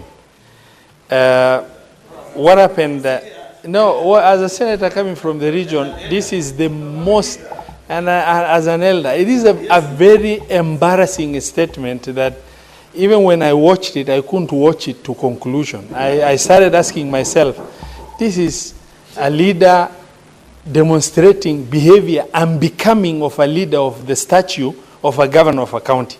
It's an embarrassment to the society that we come from. You know, for that leader to be able to stand and start speaking, you know, in statements that I cannot utter myself against a leader with who has earned her position in society. from becoming a provincial administration person, work that is cut out for men and excelled in it, become a lawyer and go through elective position in our region where you cannot even find women who can go for elective position to be elected into office, and to stand as a young man, start making statements that are un-African, statements that are un-Islamic, and is a leader of the entire county in an attempt to try and get some political mileage out of it. Mr. Speaker, sir, that is the most embarrassing, the most derogatory statement that can come out of a governor of a county, and a governor of a county who is a Muslim by faith, to be able to make such a statement. Because, and Mr. Speaker, and I can just go to direct translation. In Islam, we say, haya ni katika imani, na haya haileti ila kheri. You cannot afford to speak in demeaning ways, and you are a leader of a county. People look up to you as a governor. People look up to your demeanor. Forget about what comes out of your mouth as a governor. People look up to you as a leader to be able to provide hope.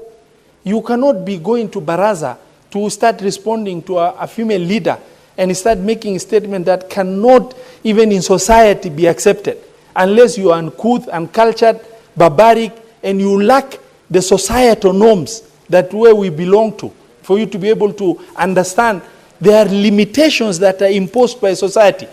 There are limitations in behavior. We all get angered, but we cannot express some issues in public. We have to be limited, by the inbuilt realities of the society we belong to. Mr. Speaker, sir, I, condemn with the strongest words possible what the governor of Isiolo County has really uttered towards our honorable senator, who is very... Yes, Honorable Senators, I understand the interest on this matter, but we have to conclude with the now Kiwosa Chair, Senator Minda Kibwana. It's formal Chair. Are you the Chair? Can you confirm? I want to say, Mr. Speaker, former Chair, I stepped down. Senator Veronica, kupatia hao wengine nafasi. Bwana Speaker, asante kwa kunipa hii nafasi. Kusema kweli,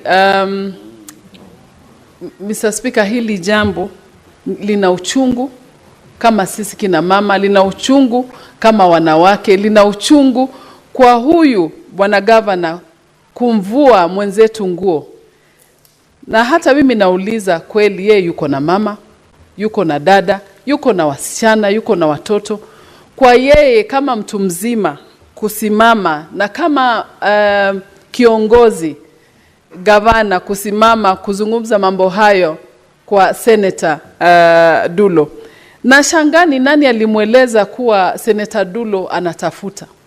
Na kama Senator Dulo anatafuta, kwani yeye mwenyewe hawezi kujipatia? Na chochote kile alikuwa akizungumzia ni mambo ya kindani ya mtu mwenyewe.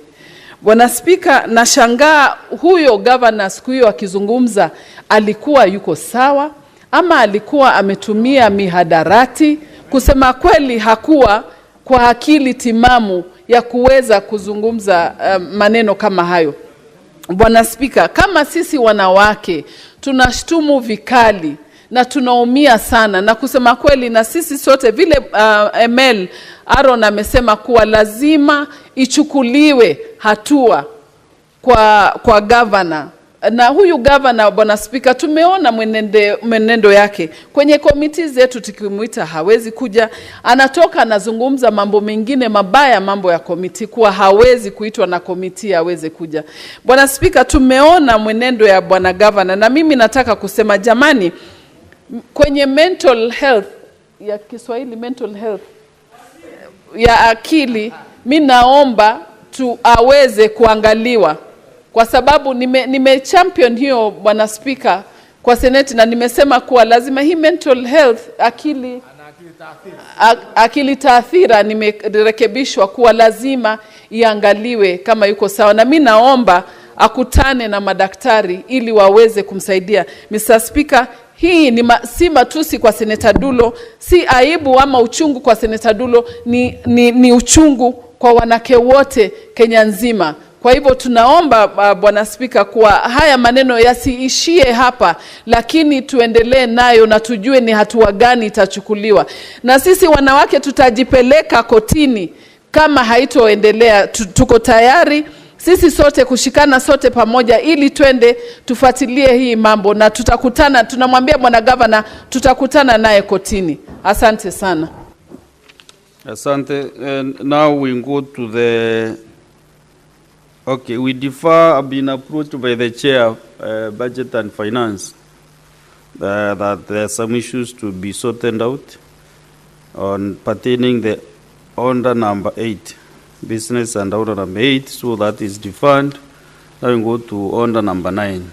Clerk.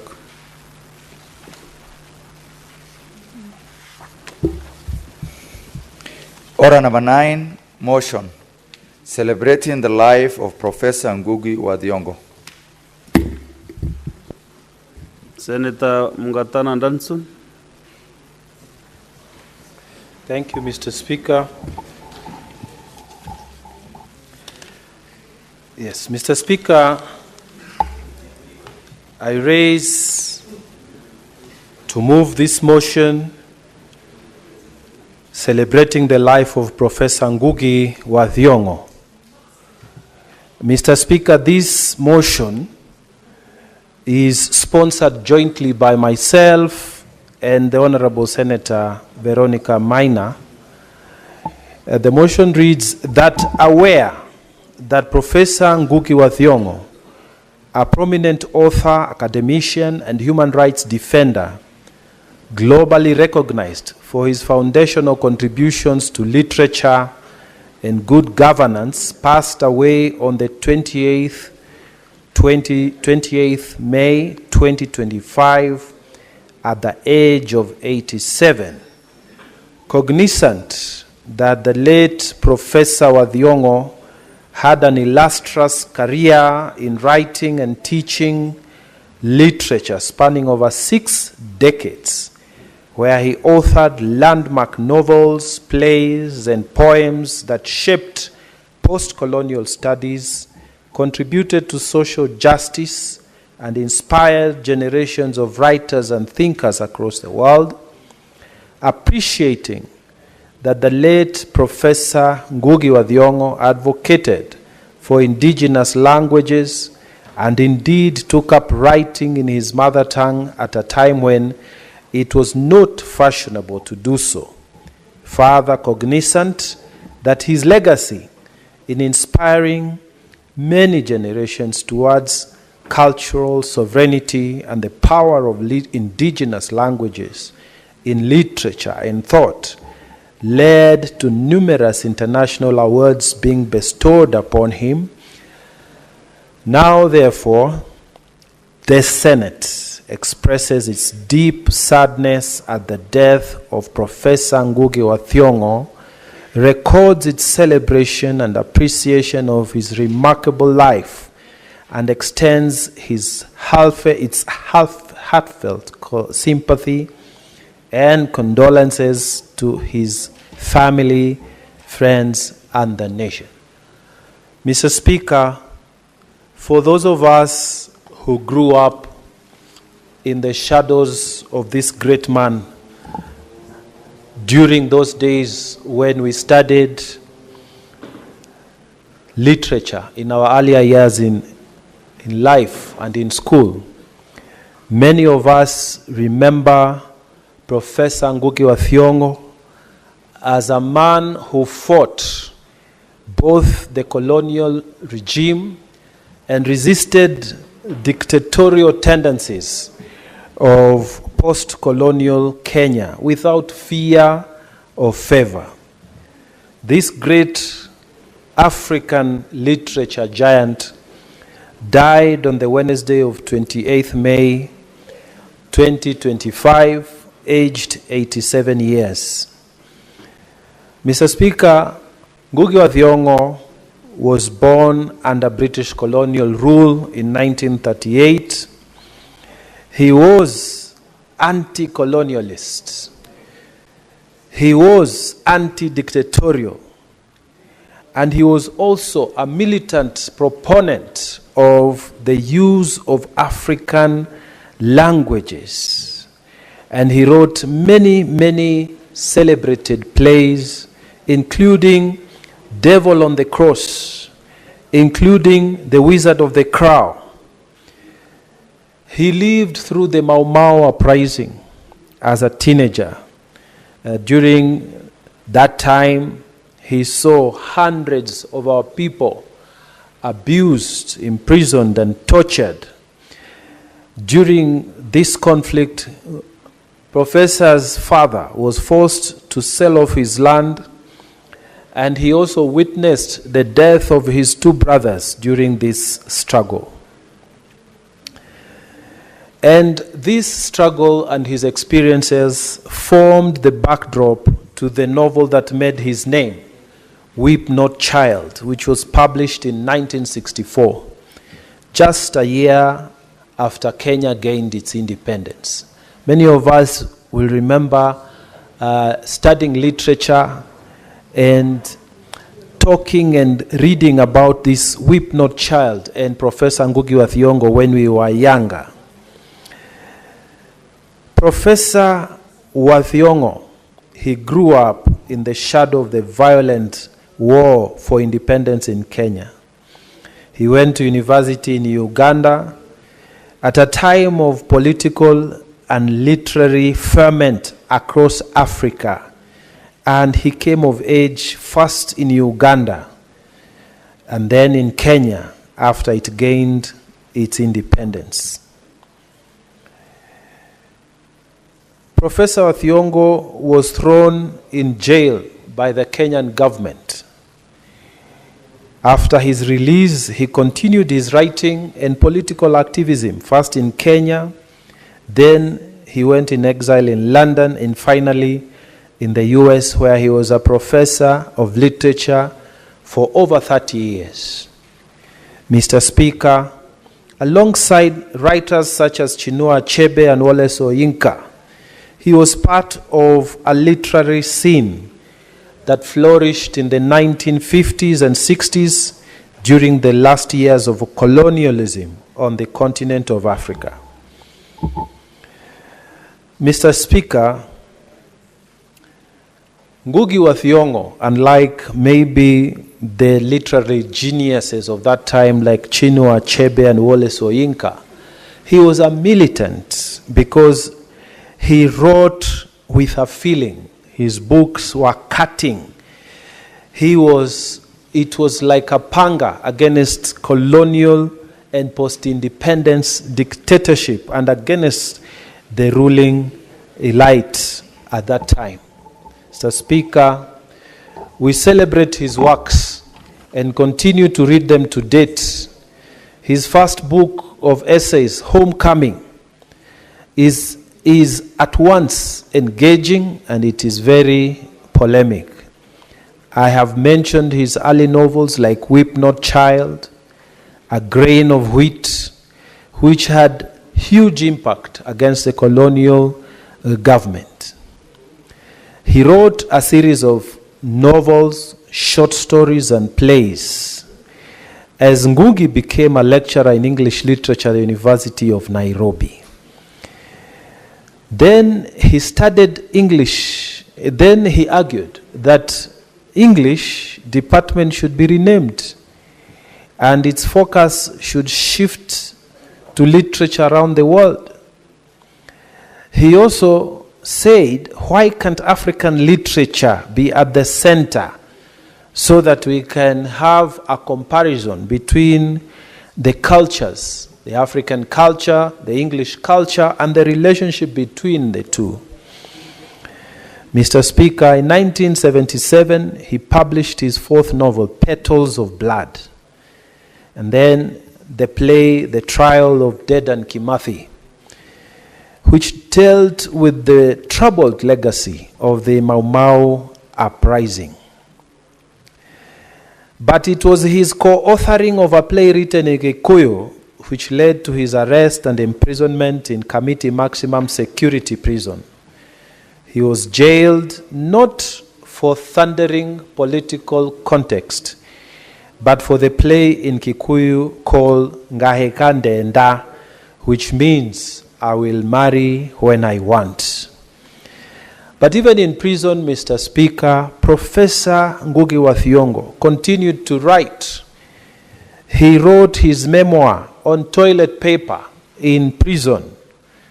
Mr. Speaker, sir, when Ngugi wa Thiong'o was released in 1978, he was exiled in 1982 when he learned of a plot to kill him upon his return from a trip to Britain, to promote his novel Kaitani Mutharabaini, translated to mean the devil on the cross. He later on moved to the UK and to the US, where he worked as a professor of English and comparative literature in the University of California.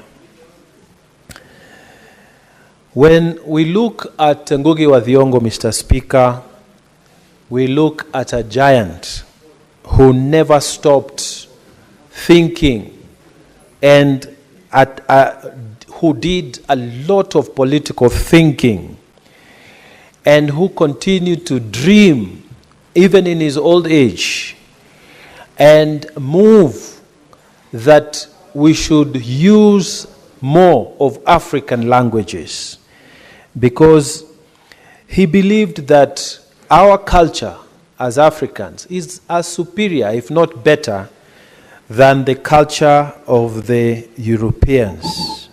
Mr. Speaker, allow me to share with this Senate one of his most memorable quotes in his book, Decolonizing the Mind, written in 1986. And he said on this about colonialism, he said, colonialism normalizes the abnormal and, quote, the present predicaments of Africa are often not a matter of personal choice. They arise from our historical situations. Their solutions are not so much a matter of personal decision as that of a fundamental social transformation of the structures of our societies, starting with a real break with imperialism and its internal ruling allies. Imperialism and its comprador alliances in Africa can never develop the continent. Mr. Speaker, we mourn the passing away of this literary giant. We mourn the long gone days of men who stood for what they believe in. Men who did not falter, did not think twice. Once they follow a path, they never backed away from what they believed. They never gave statements today, tomorrow, to deny them before this very same press where they gave those statements. Men who pricked our conscience as a nation, as a country. Men who developed a certain resistance that said, we can be better. We can be better. And Mr. Speaker, to his credit, although he talked a lot and fought so much for indigenous languages, one of the things we remember about Ngugi wa Thiong'o in the Pan-African Parliament is that he talked about the African and the fact that his civilization is just as good, if not better, than the European civilization. We celebrate him. In fact, when we talk about Kiswahili in the Pan-African, in the Pan-African Parliament, we also associate this with Professor Ngugi wa Thiong'o. His works traversed Kenya. His works traversed Uganda and the entire East Africa. His works went to the rest of Africa, the continent, and the world. Mr. Speaker, we have a lot to say about this man. And it was a great pleasure as a nation to host this man as one of our sons, and to be proud that we gave birth to such a man who gave to this country the spirit of fighting on, the spirit against colonization, and the spirit against post-colonial dictators who came after and tried to return this country back to where the colonial administrators had left it. Mr. Speaker, we pray for his soul to rest in good peace. And Mr. Speaker, our prayer is that Ngugi wa Thiong'o fought his battle. The second liberation, they fought their battle. And the young people who are in this country now, it is also your time to fight your own battle. As we plan our exit outside this time, when the sun finally sets, like it did for Professor Ngugi wa Thiong'o, we want to see another fire burning outside, coming to take over from where we left it. Because this country must be better than it is now. This country can be better than it is now. And this country would be better than it is now if we continue with the spirit of those who believed in this country, those who made this country happen, those who made this country be what it is. Mr. Speaker, so much can be said about Ngugi wa Thiong'o. We were outside town in Kisumu with the Energy Committee. And Mr. Speaker, Honorable Veronica and myself were engaged in very animated discussions about Professor Ngugi wa Thiong'o, together with other senators. And Mr. Speaker, the people that we interacted with, as young as they are, they still gave reference and deference to Ngugi wa Thiong'o. If you look at the internet, even our social media, it was awash with the news of the passing away of this great man and what he meant to this country. This Senate today honors this man. Mr. Speaker, this Senate today says thank you to the family for giving us this man. This Senate today, Mr. Speaker, honors the great son of this country, and may his spirit of fighting to make our country better, may it continue. May that renewal, Mr. Speaker, always be within us. May the fires of revolution, the fires of making this country better, may they continue burning with the people who will come after us.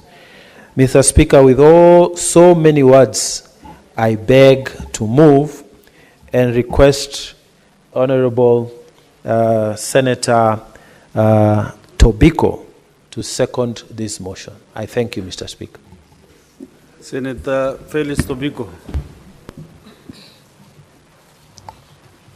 Thank you, Mr. Speaker. Mr. Speaker, let me thank Senator Mungatana for giving me the opportunity to second and to say one thing or two about Ngugi wa Thiong'o. Mr. Speaker, we mourn his demise as we celebrate his life. Mr. Speaker, Ngugi wa Thiong'o was a Kenyan author and academic who has been described as East African leading novelist and an important figure in modern African literature.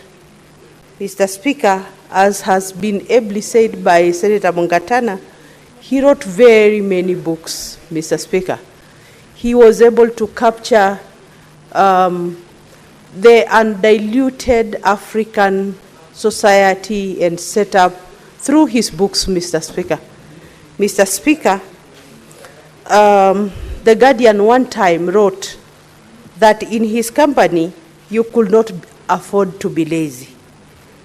And Al Jazeera said Ngugi wa Thiong'o was not just a writer, he was a militant. Mr. Speaker, has already been detailed, he wrote very many books that are still used in our literature classes today. And his life will live on through his books, Mr. Speaker.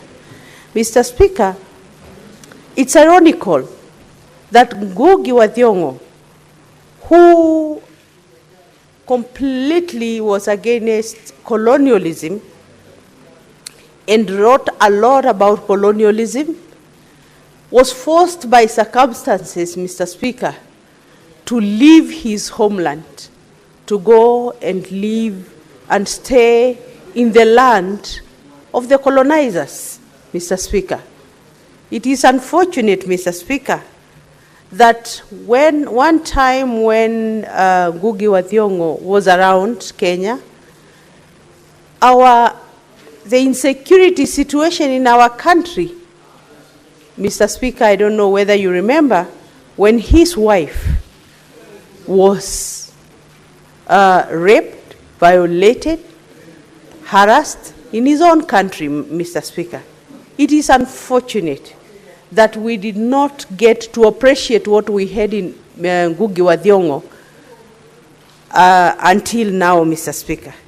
But Mr. Speaker, a lot of his writings are admired across the world. And so, Mr. Speaker, I arise to support, to second the motion by Senator Mungatana, and may the soul of Ngugi wa Thiong'o rest in peace. Thank you.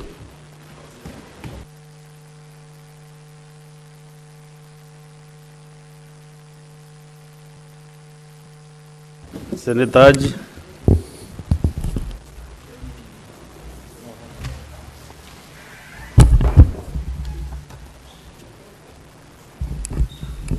Honorable Senators, I propose the question that I aware that Professor Ngugi wa Thiong'o, a prominent author,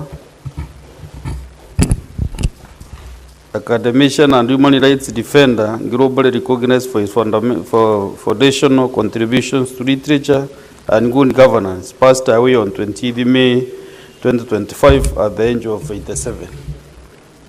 Cognizant that the late Professor Ngugi wa Thiong'o and an illustrious career in writing and teaching literature spanning over 6 decades, where he authored landmark novels, plays, and poems that shaped post-colonial studies, contributed to social justice, and inspired generations of writers and thinkers across the world.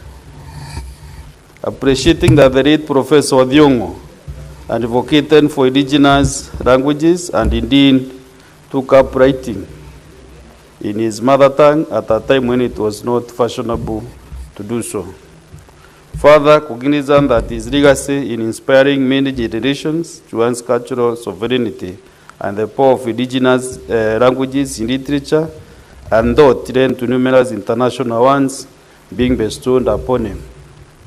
Now, therefore, the Senate expresses its deep sadness at the death of Professor Ngugi wa Thiong'o, reckons his celebration and appreciation of his remarkable life, and extends its heartfelt sympathy and condolences to his family, friends, and the nation.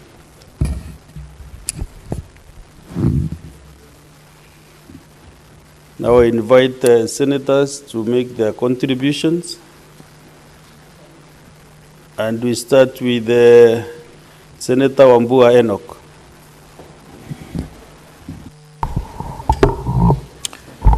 Thank you, Mr. Speaker, for giving me this opportunity to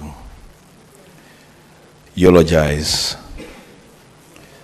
Professor Ngugi wa Thiong'o. Mr. Speaker,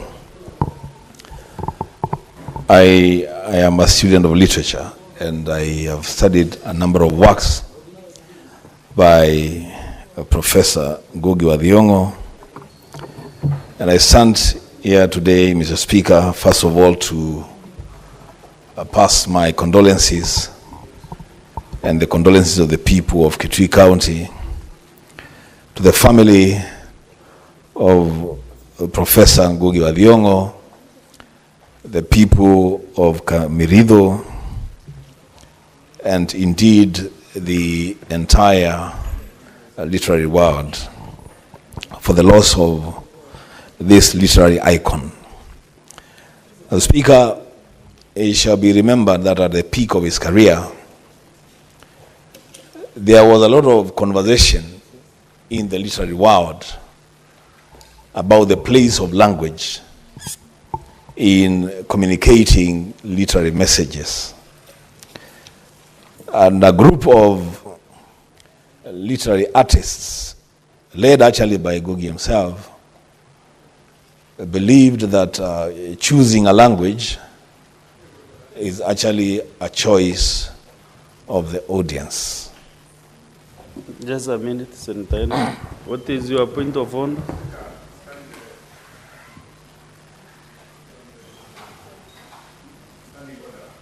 One.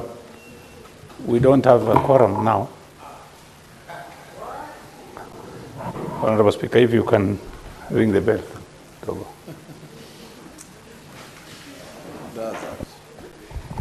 Quorum bell. Quorum. Oh, and I was you've done your... I'm just beginning. I just ring the bell, not from...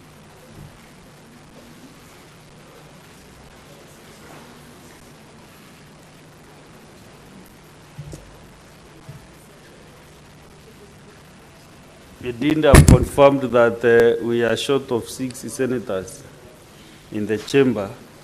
Therefore, I request the Sergeant at Arms to ring the bell for 10 minutes.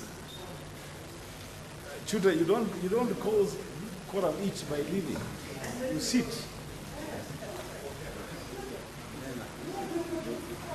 Why is he going? I don't know. You want to close the house,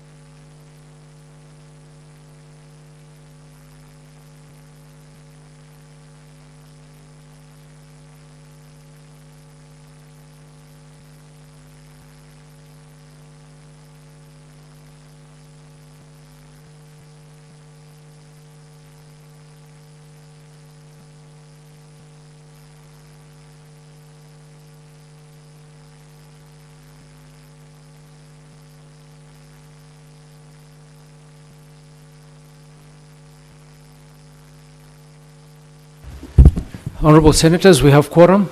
Senator Wambua, you may proceed with your time.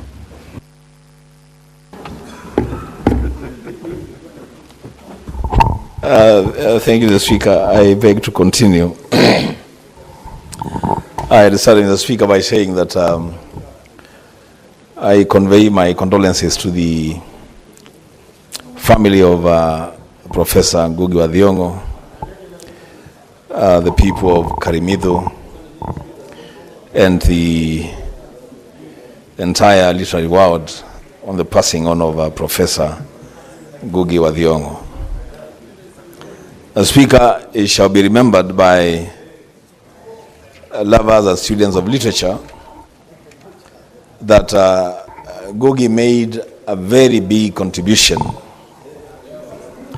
in the global conversation around the place of language in communication.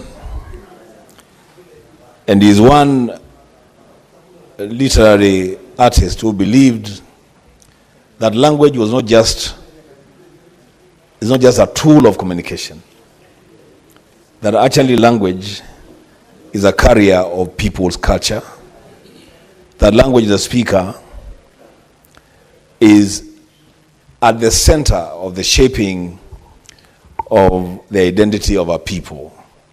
And that is why he wrote quite a number of works in his mother tongue,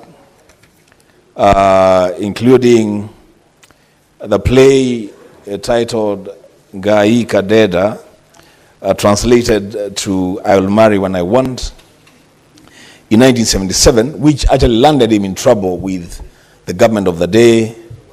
He was put in, and finally the UNICEF and other international bodies identified him and said that this man is a prisoner of conscience and pushed for his release.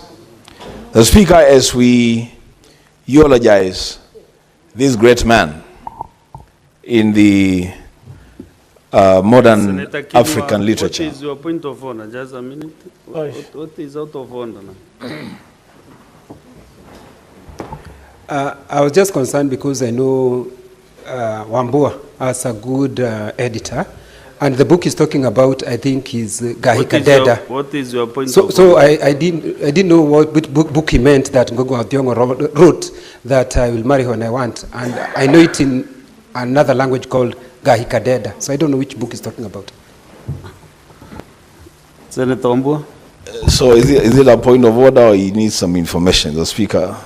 Takinyo is part of the cartel that stopped the progress of this session. I believe so. Yeah, he's not so we don't respond to so him. you know him. We don't respond to him. So the thing that Senator Kenywa, I think that Senator Kenywa must know is that a lot of works by Professor Ngugi wa Thiong'o were translated into a number of languages, many languages. In fact, is short play, The Upright Revolution, or Why Humans Walk Upright, which he wrote in 2016, was translated into more than 100 languages. That is Professor Ngugi for you, and that's the man that we are eulogizing today. The Speaker, for the literary world, we want to tell them, we pass our condolences to them on the passing on of their colleague, and pray that, and there are good signs with the Speaker. I am encouraged to know that all the 4 children of Professor Ngugi wa Thiong'o, T. Ngugi, Mukoma wa Ngugi, Dushu wa Ngugi, and Wanjiku wa Ngugi, all of them, without exception, are actually published authors. They are in the literature world. They are writing and they're being published. So it's a good thing that he has passed on to his children. To our students in schools, Those who have had opportunity to study works of art by Ngugi wa Thiong'o, we all agree that they have been very, very thought-provoking, and that actually his works are the embodiment of the literary saying that literature is not based in a vacuum, that literature draws from society, and that Ngugi wa Thiong'o used the platform of literature to communicate social messages that touched on politics, on economics, and on development of the country and the region. The Speaker, may the soul of Professor Ngugi wa Thiong'o, the father of African modern literature, rest in God's eternal peace. I thank you.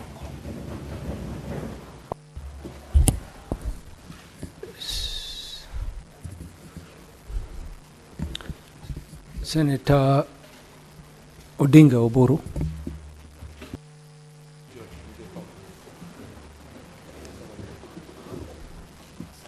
Yeah, thank you, Mr. Speaker, for the opportunity. Mr. Speaker, sir, I stand here to mourn a friend and a brother. And Professor Ngugi wa Thiong'o was one of the true nationalists we had in this country during the struggle for our independence against the colonizers of this country.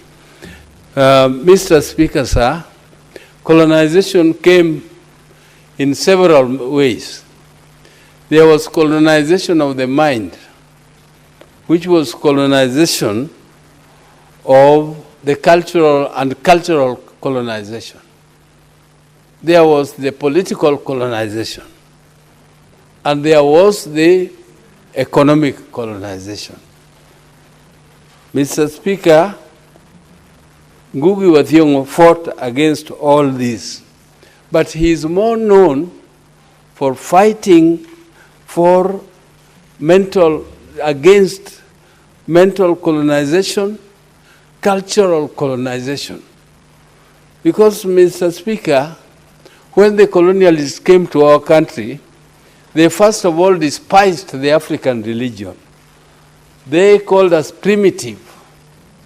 And therefore they called this country colony. Colony means, where you have a people who are not civilized, who have no form of leadership, who have no form of religion. They have nothing. That they are just living next to that kingdom of the animal. Now, Mr. Speaker, this country had very rich cultures. It has very rich cultures of languages. And when somebody wants to colonize you mentally, Mr. Speaker, they start first with demonizing your language. Because cultures are expressed in our mother tongues. There are some expressions in Kikuyu which Ngugi wa Thiong'o used when he was starting to write, which you cannot express in English. Even if you try to translate them in English, they will not have the same meaning. They will never have the same meaning. And I know sentences in my own language, Luo, which are so deep that if somebody tries to translate them, even me, I cannot translate them into English. That means when somebody makes you believe that their language is superior to yours, they are, first of all, they are colonizing you already mentally. Because they want you to believe that their culture is superior. Then they introduce religion, they tell you their religion is superior. And they want you to also use their names. When you go to church, you are baptized Charles. You call yourself Charles, and Charles is just an English name. It is not even in the Bible anywhere. And you feel that as long Donald, those are just English names which are nowhere even in the Bible. But you feel that because it is a European name, it's superior to your own name of Oburu or Otieno or Ngonga. You know me and Ngugi wa Thiong'o. His name is called Ngugi wa Thiong'o. Where is that Charles or William? It is not there. And even me, I'm Oburu, Ngonga, Molo, Oburu Oging. Those are my baptismal names. Because my father also refused to be culturally colonized. Ngugi said, no, I'm not going to use these names of the Mzungu. And he encouraged. I'm so surprised that during our days, Mr. Speaker, when we were being taught in standard 1, 2, 3, up to 4, we were taught in vernacular, our own language. I learned to read and write in Luo.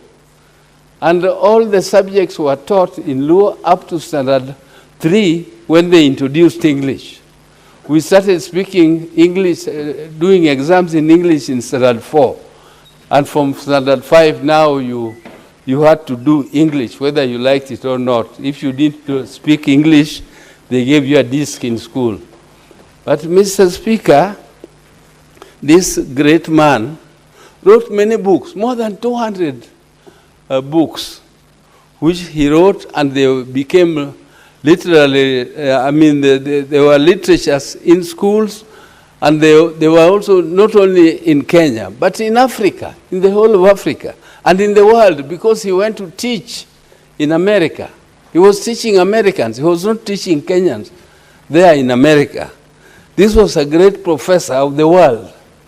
He was teaching, but he had great passion for our country because he believed that even after independence, when the flag was brought down, our people were still culturally colonized. Because a culture, when you misuse your culture, you also become like a slave. And he believed that even though we got our independence, that independence did not give us the freedom of being colonized culturally. It did not give us the freedom of being colonized economically, because our economies were still tied to the metropolis. We were like an appendage of the colonial regimes, and we have been unable since then, Mr. Speaker, sir, to shed ourselves of this colonial, to become truly independent, so that we can develop our own economies, we can trade and not beg. Mr. Speaker, we can trade with the world because the world has become a world village. But we don't have to be beggars to go and seek money from the metropolis, carrying hearts there, Mr. Speaker. And this, Ngugi wa Thiong'o believed in this very dearly, and he disagreed very sharply with a lot of people in leadership in this country. That is why he died somewhere out of our country, still believing that our country was the best, because when he came back to Kenya, he, at the airport, when he landed, Mr. Speaker, he kissed the soil of Kenya. He kissed the soil of Kenya, Mr. Speaker, because he believed that Kenya is the best as far as he was concerned. He loved this country so deeply, Mr. Speaker. And he actually died, of course, fighting disease like everybody else will go. There's nobody who will live on this earth for good. So we are celebrating Ngugi wa Thiong'o. We are not mourning, but we are celebrating his life because his life was great and he has left legacy. And that legacy will live forever. So I want to say that I want to just wish that the legacy of Ngugi wa Thiong'o will live, and that our children will study deeply what Ngugi wa Thiong'o was teaching And because our society has become so bad, Mr. Speaker, we have children who don't know their mother tongue. And they think that that is superior because they speak English. As long as they speak English, they think that they are superior than the others who don't speak English. Mr. Speaker, English is just a language of one country. Though it can help you to do many other things. But your own language will teach you your own culture, which teaches you the discipline of your people. Our society was a very disciplined and organized society, and it is becoming more or less like the European society, which is promiscuous. What they do really, they are things which are even unnatural, like a man and a woman and a woman. What is this, Mr. Speaker? This is completely un-African, and African have their own cultures. Mr. Speaker, this was not a session for me to give a lecture on this, but I just want to wish that the legacy of my friend Ngugi wa Thiong'o will stay to educate and to change our society positively so that our people can continue to fight for justice, to fight for positive change, so that our country can be liberated both culturally and economically. Mr. Speaker, let the soul of Ngugi wa Thiong'o rest in eternal peace. Thank you, Mr. Speaker. Thank you, Senator. Senator Beatrice Ogola. Honorable Speaker, I rise to mourn a gallant son of this country and of the whole world. One great writer, Ngugi wa Thiong'o. Honorable Speaker, Ngugi has left behind lots of wisdom. And I want to say that he lived a full life to me, and he fought a good fight. Honorable Speaker, I celebrate Ngugi because of so many things. But one or two of them, Honorable Speaker, is that Ngugi was one of our most educated scholars. I celebrate a Nobel-worthy writer, although he did not finally win one, but he won on 2001 a prize in Italy. But Honorable Speaker, something that is remarkable about Ngugi wa Thiong'o is that he believed in his identity. Honorable Speaker, we are not worth living if we do not believe in our identity. And Ngugi is one such gallant son of Kenya who was not shy about his identity. Honorable Speaker, Ngugi wa Thiong'o was named James Ngugi. But because of this identity that I've talked about, he's changed his name to Ngugi wa Thiong'o. Ngugi, and it is specific that it was a symbol of a rejection of a colonial influence. He believed that in taking the names James, just like my senior Senator Oburu Oginga has said, James did not identify with anything in his environment. And that is why he changed that name to Ngugi. Honorable Speaker, two things that stand out about Ngugi, amongst the many things that we can talk about, is his belief in culture and his belief in the indigenous language, Honorable Speaker. Some of us grew up in our formative years having to learn in our indigenous languages, as Senator Oburu and others have said. And Honorable Speaker, we are not shy about it because it gave us a foundation. A language is an identity. Honorable Speaker, in teaching a language, there are 4 basic skills that people learn in a language. That you learn the skill of speaking, the skill of reading, the skill of writing, and the skill of, as you speak, you read, you write, and you listen.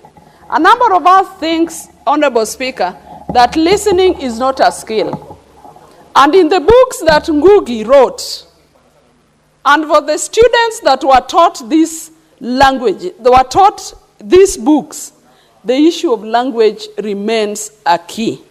Honorable Speaker, why do I say culture is an outstanding aspect of Ngugi wa Thiong'o? Apart from changing his name, in order to symbolize a rejection of colonial influence, as I've said, he also emphasized teaching the indigenous languages. Honorable Speaker, we have so many languages in this country. As we demonize and as we talk about and as we say we should never be tribalistic. Honorable Speaker, it does not mean that we should not be proud of the languages that we speak, because it is an identity. But Ngugi promoted it in a way that it did not divide anybody. And that is why, Honorable Speaker, Ngugi even emphasized the teaching of oral literature. What was the essence of oral literature? That it brought an harmonization of our cultural environment.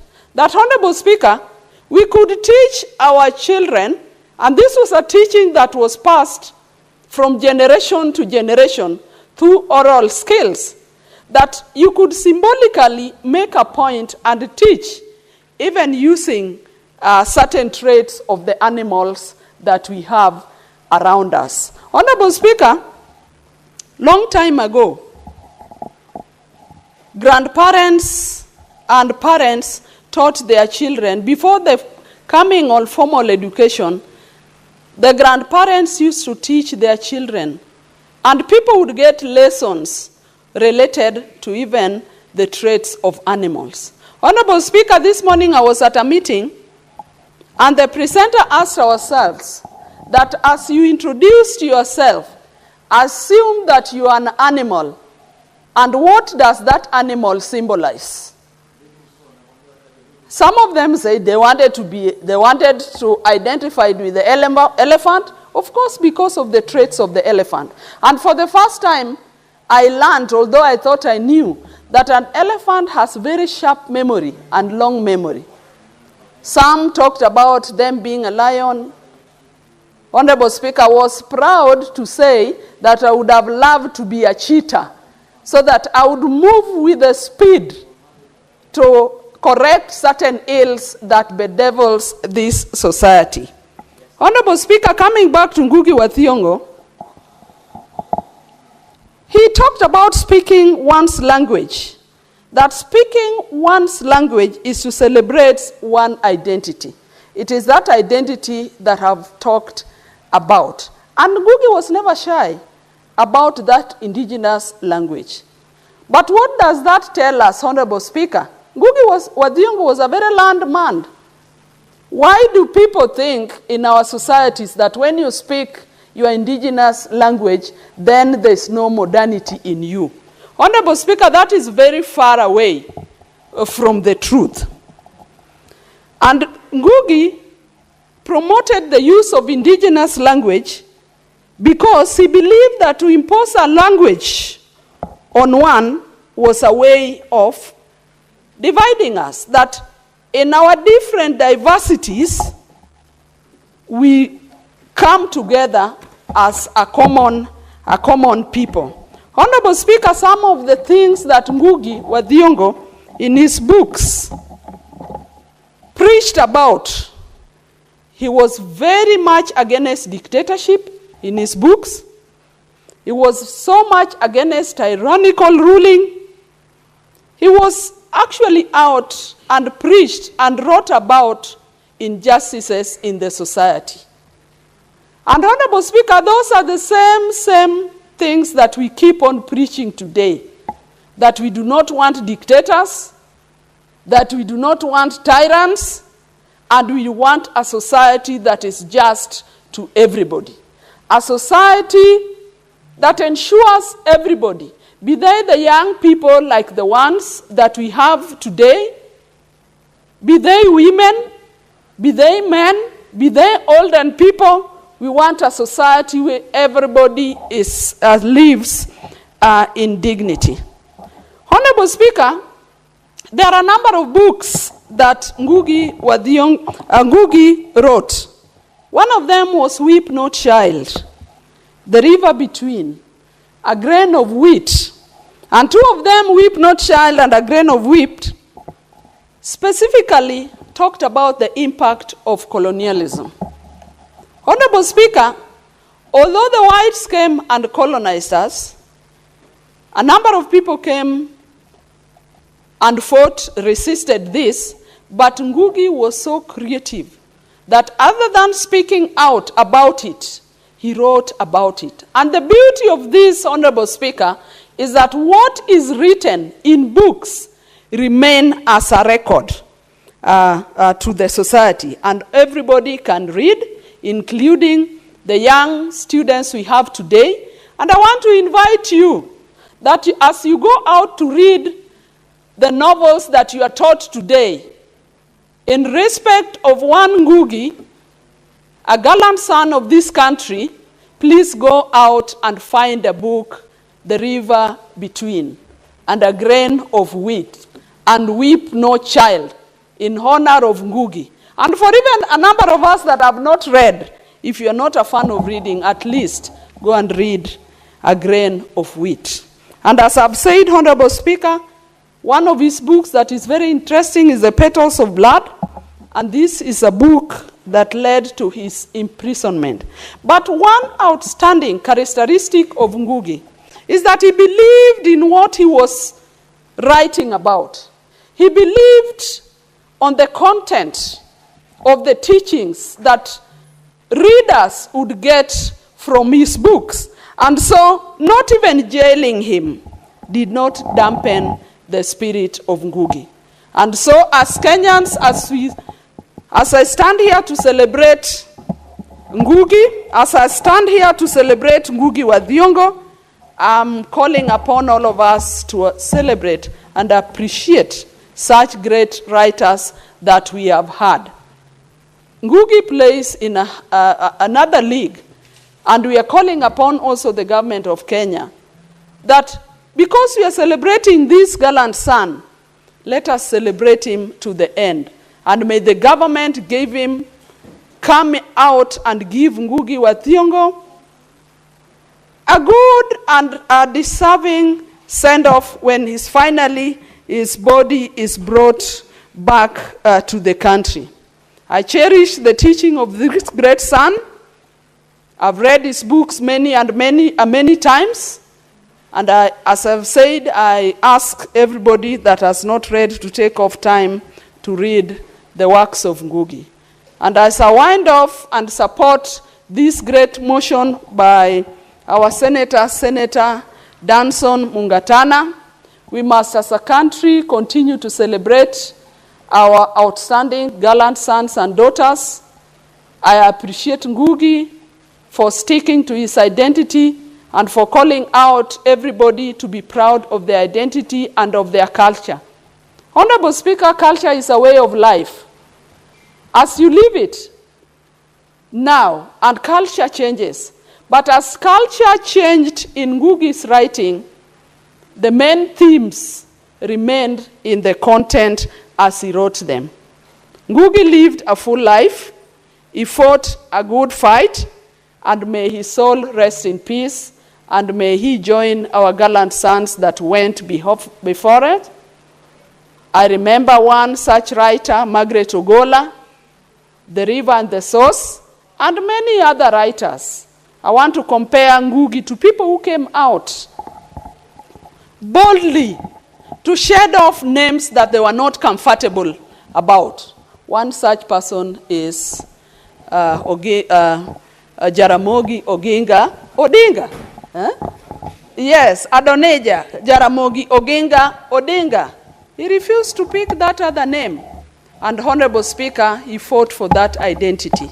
I celebrate Ngugi, and I want to say, Honorable Speaker, as I I conclude that let us keep on celebrating such gallant sons, and let us not be ashamed of our identity, our culture, and our environmental circumstances. Honorable Speaker, I support. Senator Mohamed Faki. Asante Mheshimiwa Spika kwa kunipa fursa hii pia kuchangia hoja ya kumkumbuka mwenda zake Profesa Ngugi wa Thiong'o. Mheshimiwa Spika, Profesa Ngugi wa Thiong'o ilikuwa ni gwiji la sanaa ya uandishi na ameweza kuandika vitabu vingi karibu 200, na vile vile pia ameandika michezo mingi ya kuigiza. Hivyo basi akaiweka nchi ya Kenya vile vile na Afrika katika upeo wa juu kwenye masuala ya sanaa. Mheshimiwa Spika, tukiangalia maisha ya mwenda zake Ngugi, alianza katika hali ya chini, lakini kwa kutumia kipaji chake na masomo aliyosoma aliweza kujiweka katika hali ya juu kabisa katika masuala ya usanii na kutambuliwa ulimwengu mzima kama gwiji wa sanaa. Mheshimiwa Spika, alipigania uhuru wa nchi yetu ya Kenya na vile vile pia alipigania lugha za Kiafrika ziweko katika mapu ya ulimwengu kwamba ni lugha ambazo zinaweza kutumika kama lugha nyingine yoyote ulimwenguni. Mheshimiwa Spika, Muingereza ama mtu mweupe alipokuja Afrika, kwanza kabisa alidunisha na kudharau lugha za kienyeji. Lugha nyingi Mheshimiwa Spika haziwezi kutumika, na ndio mpaka sasa Mheshimiwa Spika nchini mwetu tunatumia Kiingereza kama lugha ya kwanza, wakati tuna lugha zetu ambazo tunaweza kutumia kama lugha ya Kiswahili ambayo imepata matumizi makubwa kutoka Afrika Mashariki na ya Kati, na sasa mpaka Afrika Kusini. Mheshimiwa Spika, lugha hii inatumika. Vile vile hata katika Pan African Parliament, bunge la Afrika, Mheshimiwa Spika, lugha ya Kiswahili inatumika na inatambulika. Kwa hiyo Mheshimiwa Spika, msukumo wa mwenda zake Ngugi ndio ulileta kutambulika kwa hizi lugha za Kiafrika, na hivyo basi zikatoa mchango mkubwa katika kuunganisha Afrika. Mheshimiwa Spika, moja ya silaha ambazo zilitumika katika kuunganisha Waafrika wakati wa ukoloni ilikuwa ni lugha ya Kiswahili, Mheshimiwa Spika.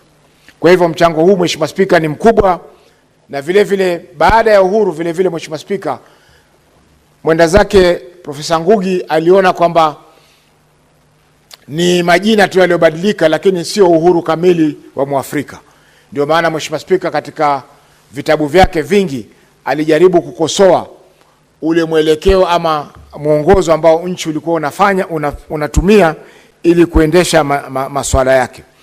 Mheshimiwa Spika, alijipata pabaya mwenda zake Ngugi kwa sababu wale ambao walikuwa mamlakani wakati ule hawakuweza kukubali fikra zile alizokuwa nazo mwenda zake Ngugi. Mheshimiwa Spika, licha ya kwamba alikwenda uhamisho, vitabu vyake Mheshimiwa Spika viliendelea kusomwa. Nafasi hii Mheshimiwa Spika imesaidia pakubwa kuleta mwamko wa masuala ya kiutamaduni, mwamko katika masuala ya kiserikali, na vile vile pia mwamko katika masuala ya masomo, kwa sababu vijana wengi Mheshimiwa Spika wameweza kusoma na kufuata mwelekeo ambao ameufuata mwenda zake Ngugi.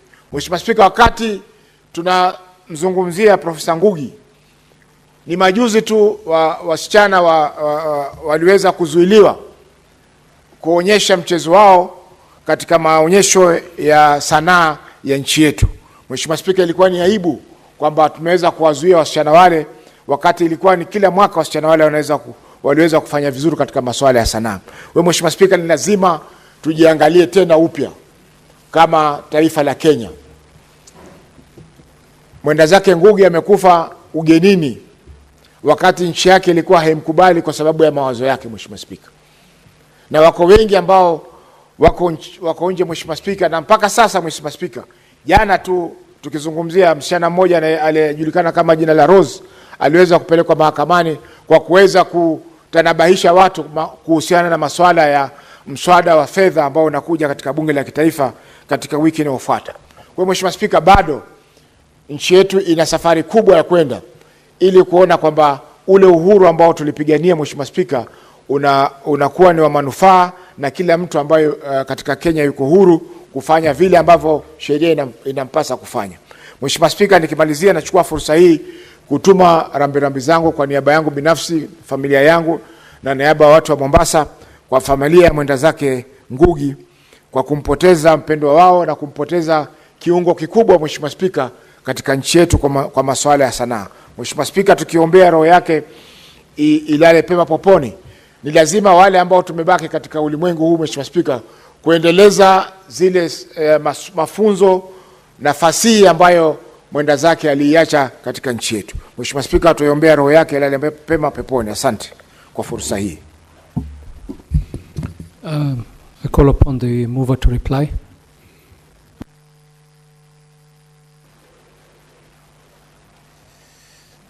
Mr. Speaker, I want to thank you for giving me the opportunity to reply. I also want to thank my colleagues who contributed to this motion. I want to start with the seconder of the motion, the Honorable Paris Tobiko. I want to thank Senator Enoch Wambua, the Honorable Senator Dr. Oburu Oginga, Honorable Senator Beatrice Ogola, Honorable Senator Mohamed Faki. Mr. Speaker, not forgetting the co-sponsor of this motion, the Honorable Senator Veronica Maina. Mr. Speaker, I want to thank those who made their contribution. Mr. Speaker, the running theme in the contribution of the Honorable Senators was emphasizing the question of the use of language, particularly our indigenous languages. Mr. Speaker, it is unfortunate that Ngugi's fight continues to be a struggle even today in our various families. Mr. Speaker, the European and the white man continues to affect our children. They go to school, they learn the language, and they obtain knowledge in mathematics, in physics, in history, using the white man's language. They come home, they greet us in the white man's language. They make jokes in the white man's language. They watch movies in the white man's language. Mr. Speaker, even the kind of speech and culture that they have adopted, our own children, is not different from a child who has been raised up in Leicester or somewhere in New York, because our children watch a lot of television. And this has continued to make the struggle that Ngugi wa Thiong'o started, because the language they use reflects the cultural values of those people. And Mr. Speaker, the cultural values of a lot of our European brothers are not reflective of the cultural values of the African people as we had envisaged them through the mind of Professor Ngugi wa Thiong'o. And so, as we pay our homage, this Senate urges the rest of the country that we must continue to inculcate our children, our generations, with the cultures of our people. We must continue to take the good things about our cultures and keep talking to our children about them. Mr. Speaker, in Pokomo culture, for example, you would not answer back to your elder brother, not leave alone your mother or your father. In my culture, Mr. Speaker, you would not call your elder a liar. He could only have forgotten the facts. Mr. Speaker, you cannot finish on the table and leave your older brother, leave alone your father, eating, because it is inferring that he is greedy. You cannot meet or even greet your mother-in-law with your hands, Mr. Speaker. You have to look far away. If she's coming this way, you go far away. Mr. Speaker, you don't meet them face to face. And we had a lot of problems when now we shifted to Nairobi and our mothers-in-law would come to visit. Mr. Speaker, it will be very, very complicated because you are not supposed to be in the same roof like your mother-in-law. And Mr. Speaker, when sometimes we tell some of our colleagues that it is wrong, for example, to call leaders, the president, ministers, to call them liars, it is against what we have been brought up to say. Some people don't understand us, but I know the spirit of Professor Ngugi wa Thiong'o would understand.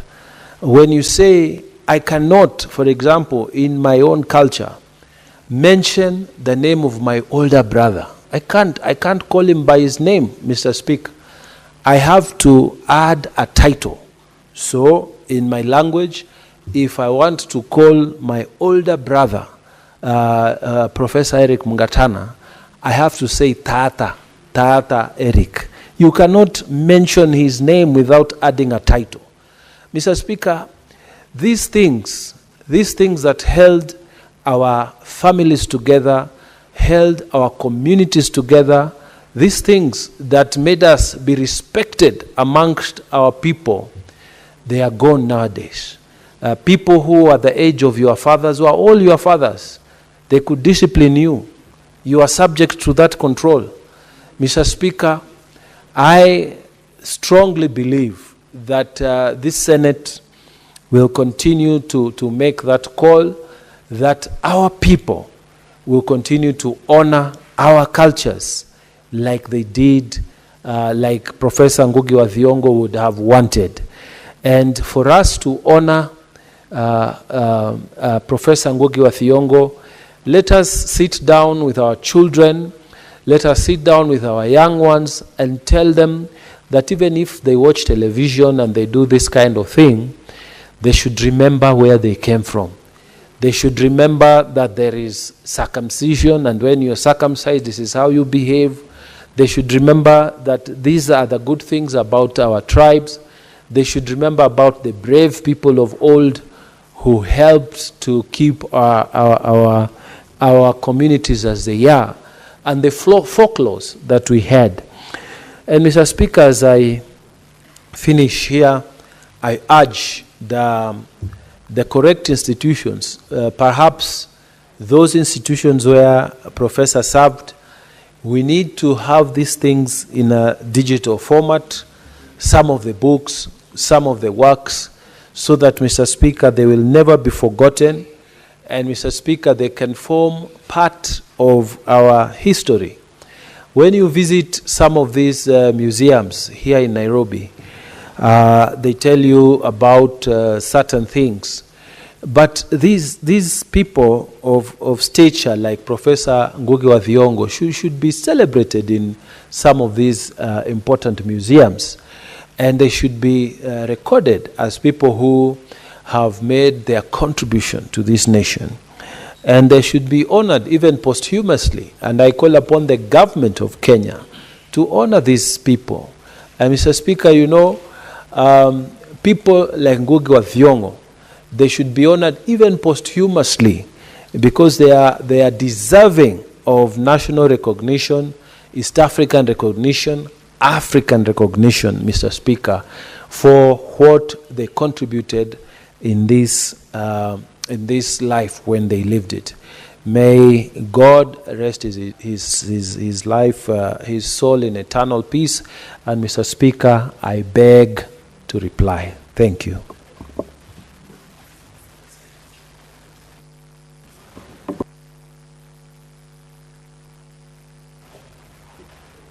And Mr. Speaker, I also ask that the voting be, I pray that the putting of the question be deferred to another date. Thank you, Mr. Speaker. Thank you, Senator Mungatana. The put of the question is deferred. Next order. Order number 10, the Business Laws Amendment Bill, Senate Bills number 51 of 2024, second reading, resumption of debate. There being no senators to contribute to this bill, we shall defer the reply and rearrange the order paper.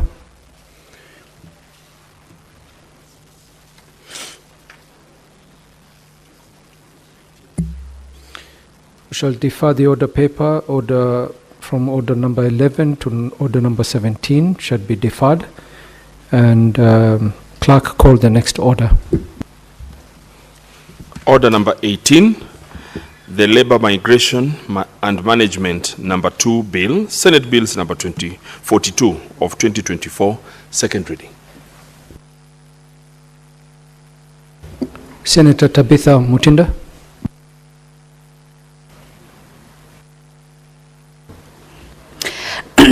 Thank you, Mr. Speaker. I beg to do a second reading of my bill, the Labor Migration and Management, Bill number 2 of 2024, Mr. Speaker. And Mr. Speaker, I want to take this opportunity to really thank the Committee of Labor that was working on this bill as far as public participation is concerned to where it is today, Mr. Speaker. Mr. Speaker, the main aim of this bill is to provide for the regulation of private employment agencies and the recruitment of workers from within and outside Kenya, also to safeguard the rights, welfare of job seekers and migrant workers, and for the connected purposes, Mr. Speaker. This bill, Mr. Speaker, I put it down because, Mr. Speaker, I've had passion when it came to issues of our young boys and girls who've gone to the Gulf countries, and I've seen what they've gone through over time, over years. The challenges, Mr. Speaker, that have come or they have endured as they've worked in these abroad countries, Mr. Speaker. Mr. Speaker, the labor market is big. The labor market is growing. The Kenya labor market has been of very high demand, Mr. Speaker. And out of the challenges that have been raised by our young Kenyans who have gone to work out there, more so and specifically in the Gulf countries, Mr. Speaker, that is what made me, as a legislator, sit down and put this bill, Mr. Speaker. This bill provides regulations as far as having a safe place for our young people when they are working in these foreign countries. A safe place, Mr. Speaker, in the event that there are harassments, in the event that they have misunderstandings. Senator Tabitha. Yes, Mr. Speaker. Just to guide you, before introducing the bill and going into the introduction of the bill, you're supposed to move the bill to be read a second time and then proceed thereafter. Thank you, Mr. Speaker, for guidance.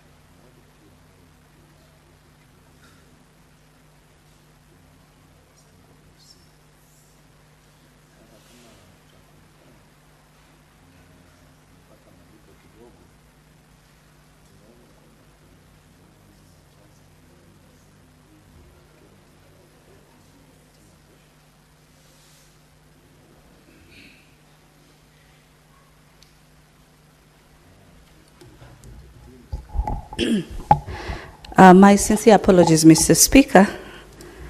At times, because of the busy schedules, sometimes we miss some of these points, but it's not intentional, Mr. Speaker. Allow me, Mr. Speaker, to move that the Labor Migration and Management Bill number 2, Senate Bill number 42 of 2024 be now read a second time.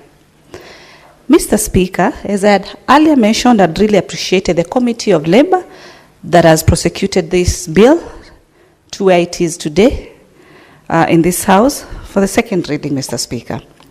The main purpose of this bill, Mr. Speaker, is to provide for the regulation of private employment agencies and the recruitment of workers within and outside Kenya to safeguard the rights and welfare of our job seekers and migrant workers, with the purposes of connectivity between the foreign countries and our people. Mr. Speaker, as I mentioned earlier, as I started, this was driven by what I've been able to see over time, over years, where our people have sought jobs through the agencies out there with the aim of earning a revenue, with the aim of making a living. But we've seen the challenges that have come with that. We've seen how in some cases that our people have been mistreated, the complaints that have been brought about, a few whose cases have been a bit, fair or okay, they've not had the same issues, unlike most of the people who, in my view, have really had challenges. It is in that regard, Mr. Speaker, as a legislator, that I sat with the legal team and put this bill down to be able to safeguard the working spaces that our Kenyan people do work in.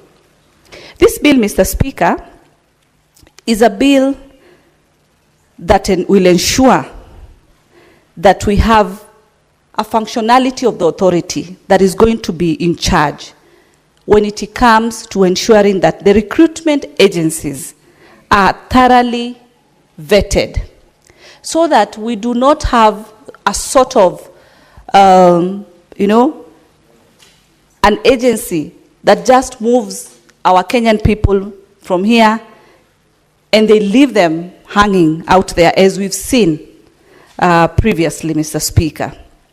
The bill sets out the regulations, the policies that both countries, that is our country and the foreign countries, need to adhere to, the bilateral MOU agreements that need to be signed so that both countries have an understanding.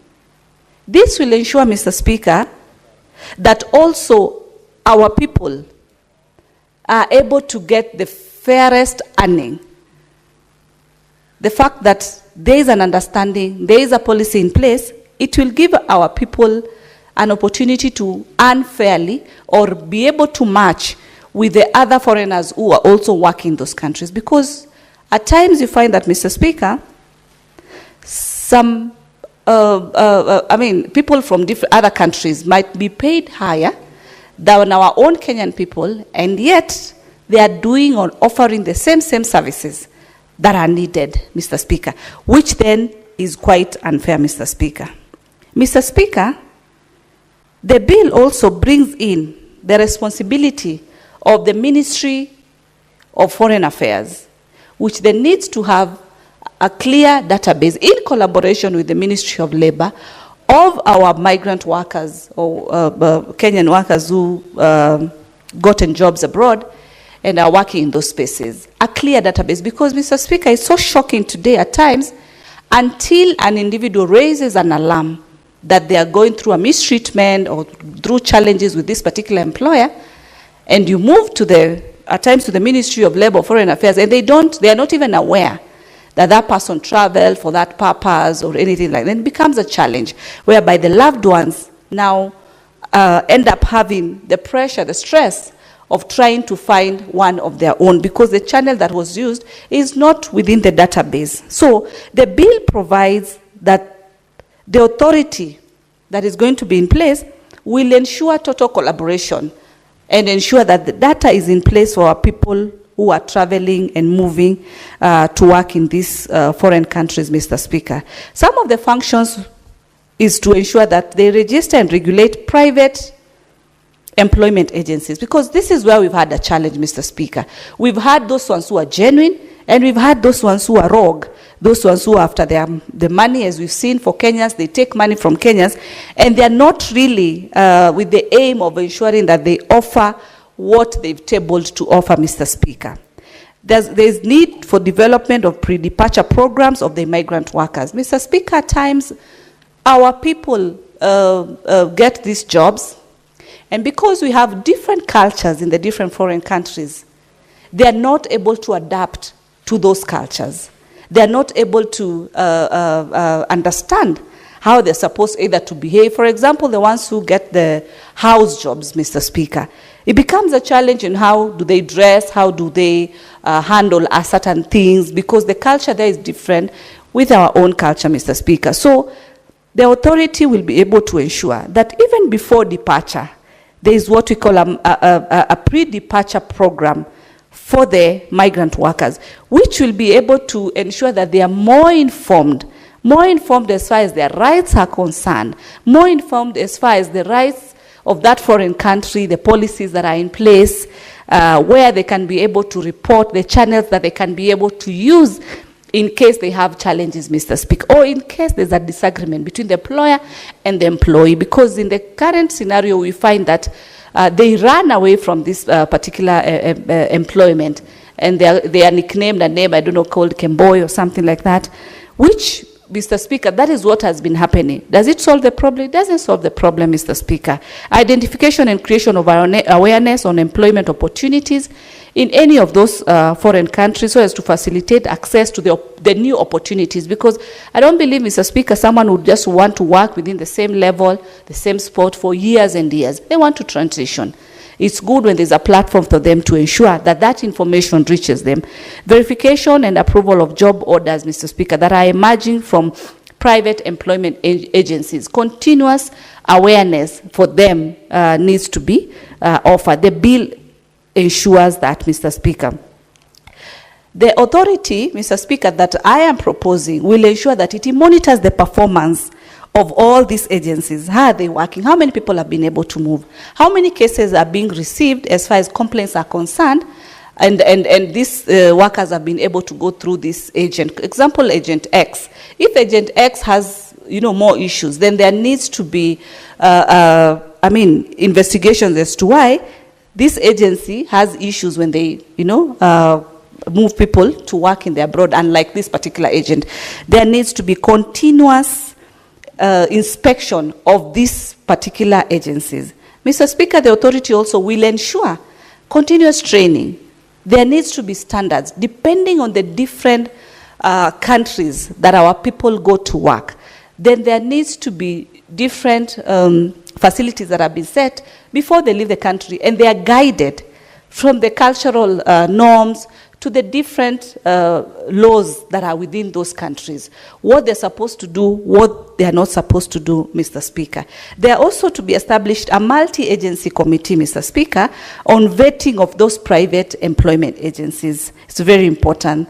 And we have proposed that the principal secretary responsible for matters on labor to be one of its representatives, the principal secretary on matters foreign affairs. These two people are very important because, Mr. Speaker, when it comes to labor and the foreign affairs, there needs to be maximum collaboration. There needs to be synergy so as to achieve maximum results, Mr. Speaker. I've also proposed the Commissioner for Labor, the DCI, Mr. Speaker, the Director General on National Intelligence, the Director General on Immigration and his representative, Mr. Speaker, among many others that are proposed, so that there's an offer that ensures security is offered, there's clear data, there's clear information from the Ministry of Foreign Affairs, Ministry of Labor, what kind of works did they go to do, what kind of contracts as well, Mr. Speaker, are our people signing, Mr. Speaker. Mr. Speaker, also, the bill talks about that the Cabinet Secretary shall submit an annual report to the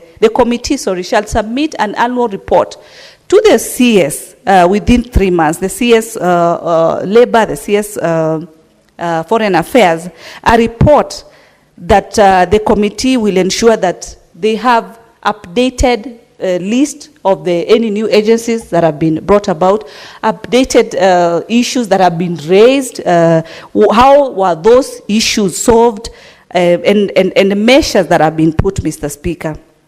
The Cabinet Secretary also to deploy a labor attaché to serve in each Kenyan mission. This is very important, Mr. Speaker, because currently we have this as a gap. There is a challenge. In the event that our people within the Gulf countries abroad, when issues occur, at times, it's always a challenge to how do they report, how fast is there a response. But when there'll be provision, when this bill passes and there's a provision for the cabinet to deploy a labor attaché to serve in each Kenyan mission, targeting the issue of migrant workers, Mr. Speaker, then definitely we are actually in future going to bring the issues that have been raised over and over with time to 0%, Mr. Speaker. The Cabinet Secretary also responsible for matters foreign affairs shall put in place a mechanism to safeguard the welfare of the migrant workers, which include developing strategies for migrants to participate in the development process, so that our people, as I said, that they just don't stick to one place of employment, but they are able to enhance their skills and move to the next level of employment, developing measures to enhance safety and security of migrant workers.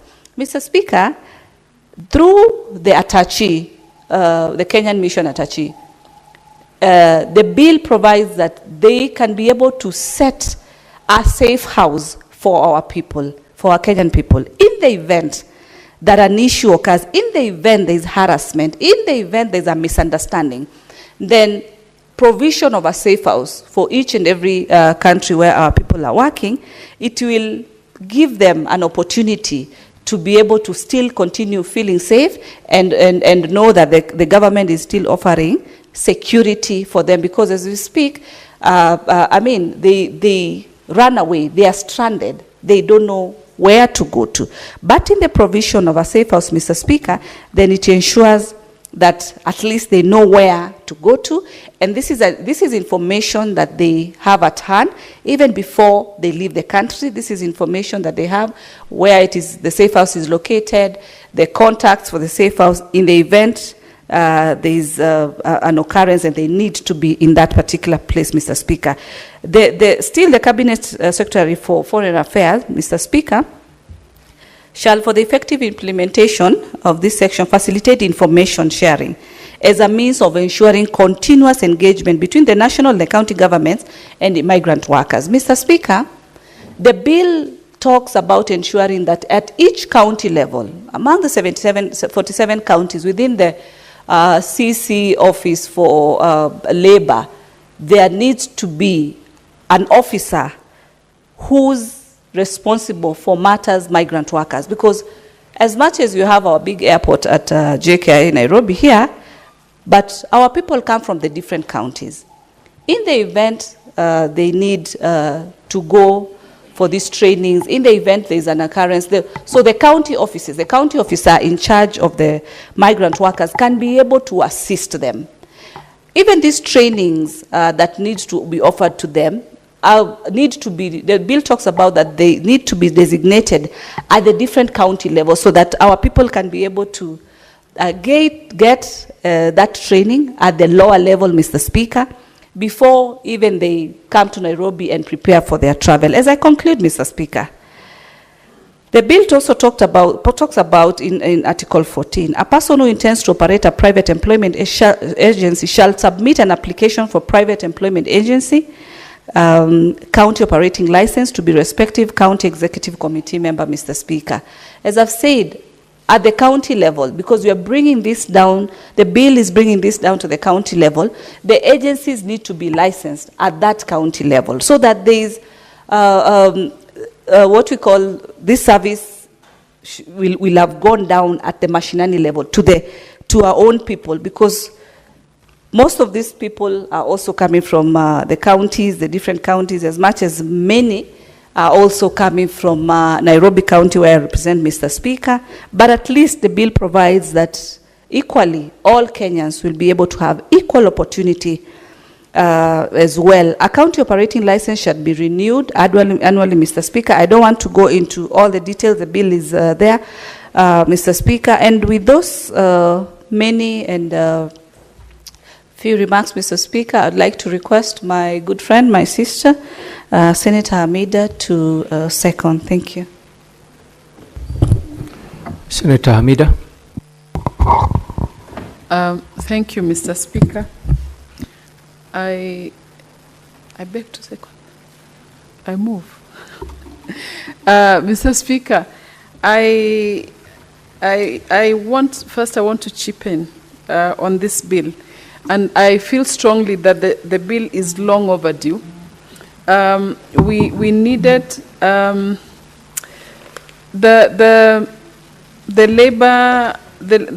labor issues, the labor immigration and management bill should have been moved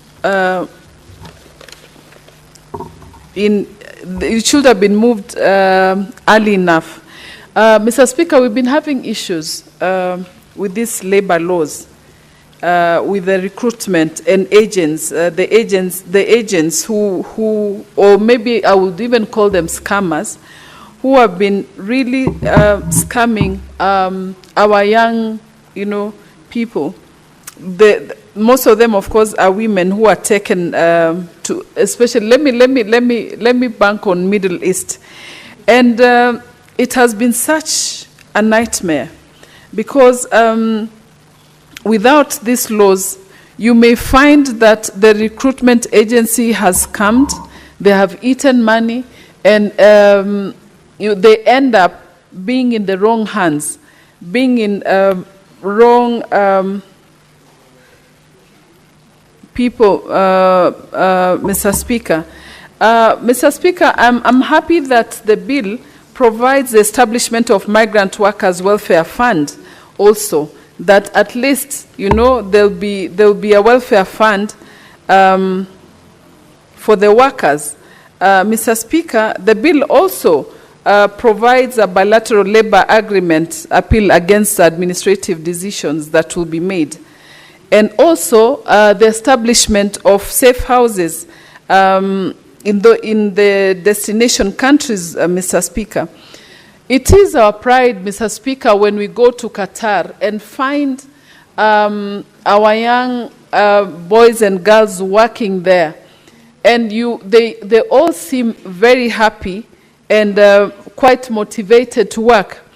The other time, Mr. Speaker, when I was talking to the Qatar ambassador, he was quite, he told me, how the Kenyans workers are quite energetic and they're motivated, that they do not mind the whole airport of Qatar or Doha to have Kenyans.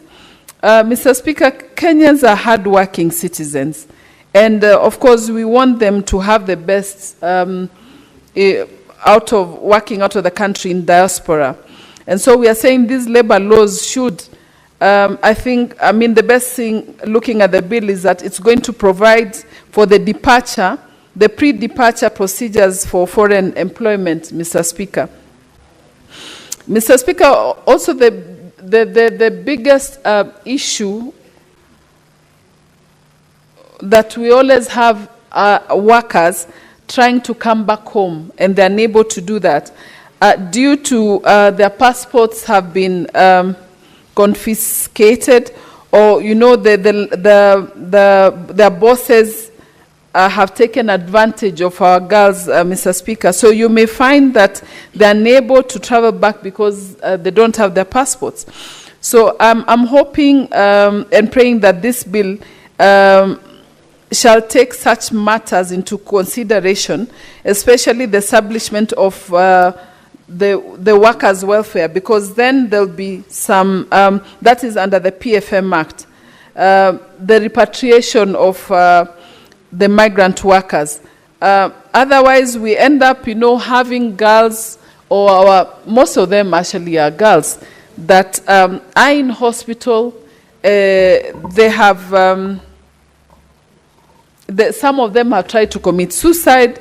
Some of them have tried, to do many other things. Or maybe the same, their bosses who have employed them will take advantage of them. But unfortunately, at that time, when you're looking for the agents who recruited these workers, are nowhere to be found. So that's what I'm saying. I call them scammers. They have eaten their money and they have, used them and dumped them. So it's really unfortunate how workers are taken advantage back in other countries. I wouldn't just peg it on one of the countries. Maybe most of the time they talk about Saudi Arabia, but then I would say maybe some of the Middle East countries where the workers are taken advantage of. So this bill, Mr. Speaker, seems that it's going to take care of all the pertinent issues that need to, for our Kenyan workers who have gone out, should I say, that diaspora, to be their shield in some of the provincial that are going to take care of them, Mr. Speaker. Mr. Speaker, I feel that even the part that the bill exempts certain classes of persons from, that pre-departure, it gives it, and provides an enforcement of act and provides the appointment of inspectors, that the functions that inspectors and their functions and powers, Mr. Speaker. So I feel the bill really, it's a good bill that will mandate the national government to consult country governments in creation of registers and in investment opportunities. I think this is what one of the CSS was dealing with. And when I spoke to the ambassador for Qatar, he spoke highly of how we are so organized when it comes to labor. And since I think we have more or less an MOU for labor, and he feels that that area has been taken care of very well. And I think I should say our CS for labor is doing so far a good job in terms of taking more or less having genuine taking care of genuine labor issues for the immigrants. Mr. Speaker, I commend this bill, and whenever we see our young girls getting hurt, and or maybe even we only receive dead bodies most of the time from our young girls who have decided, to go and support their families, so working abroad, and it seems it's so disheartening when getting such news or receiving such bad issues, of course, of death, and our girls are unable to be taken care of. Mr. Speaker, I also propose that we need to have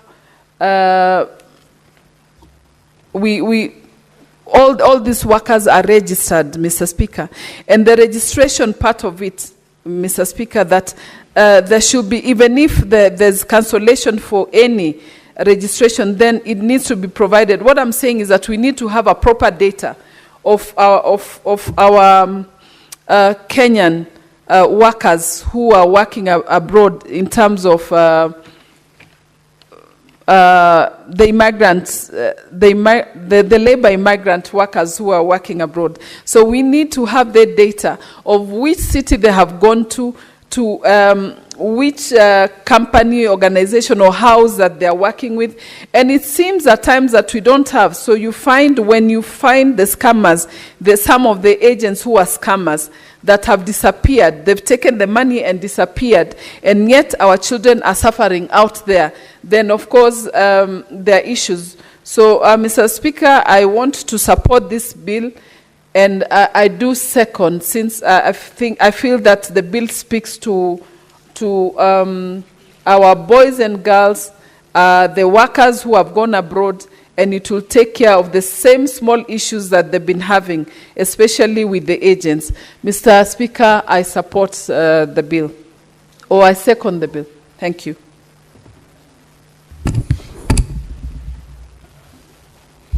Honourable Senators, I propose the question that the Labour, Migration and Management number 2 bill, Senate Bills number 42 of 2024, be now read a second time. Senator Danson Mungatana. Thank you, Mr. Speaker, for giving me the opportunity to support this bill. Mr. Speaker, I start by thanking the sponsor of the bill, the Honorable Senator Tabitha Mutinda, and the team that worked with her, Mr. Speaker, to bring this legislative proposal or bill before this House.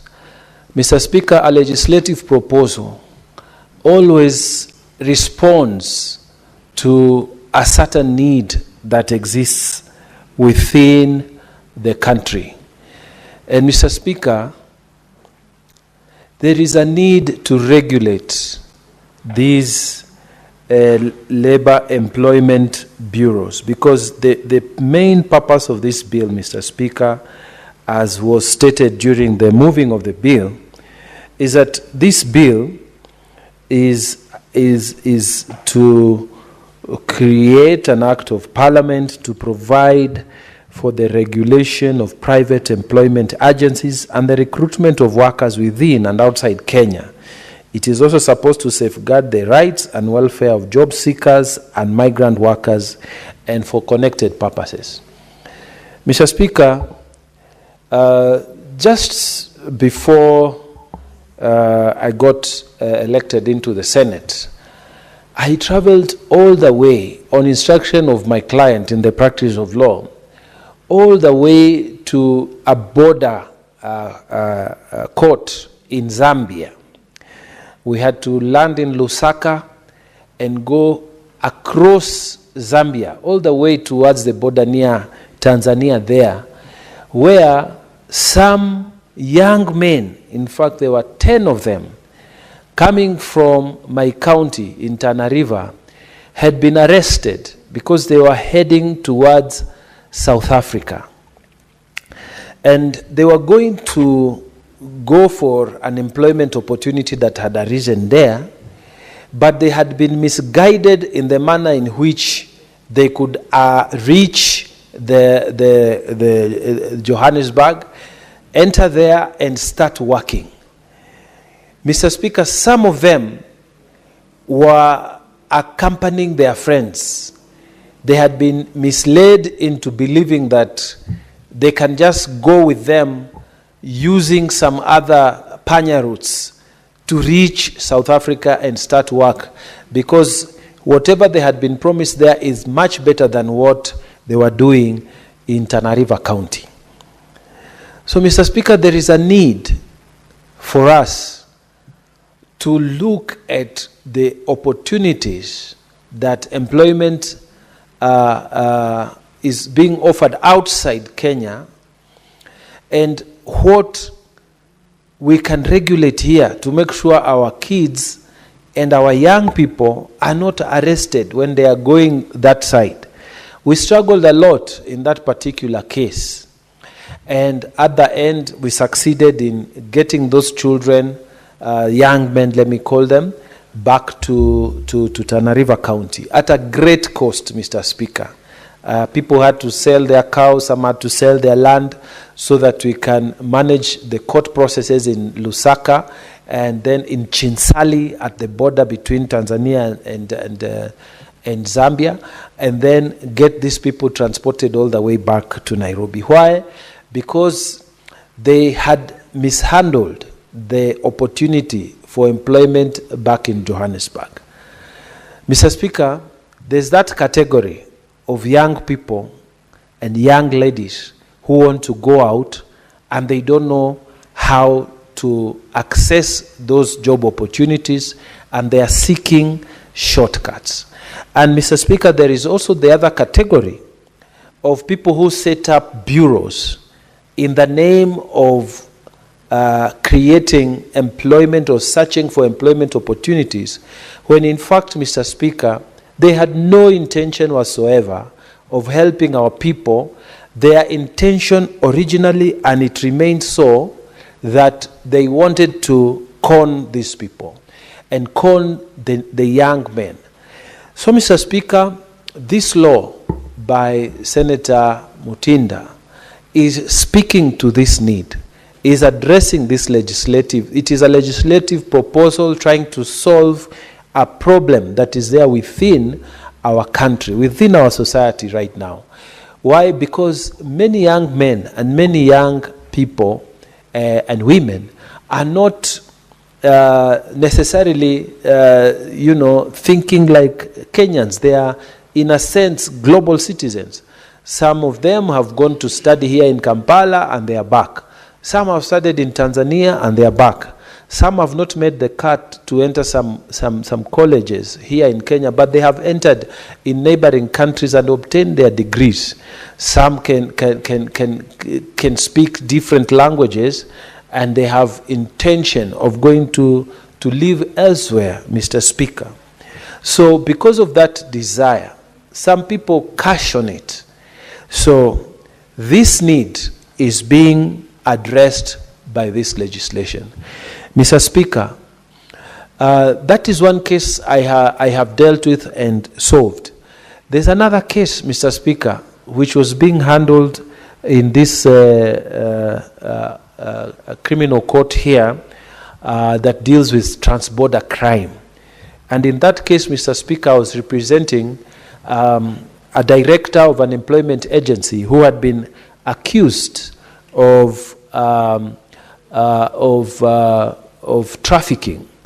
In fact, they put very serious crimes against that director.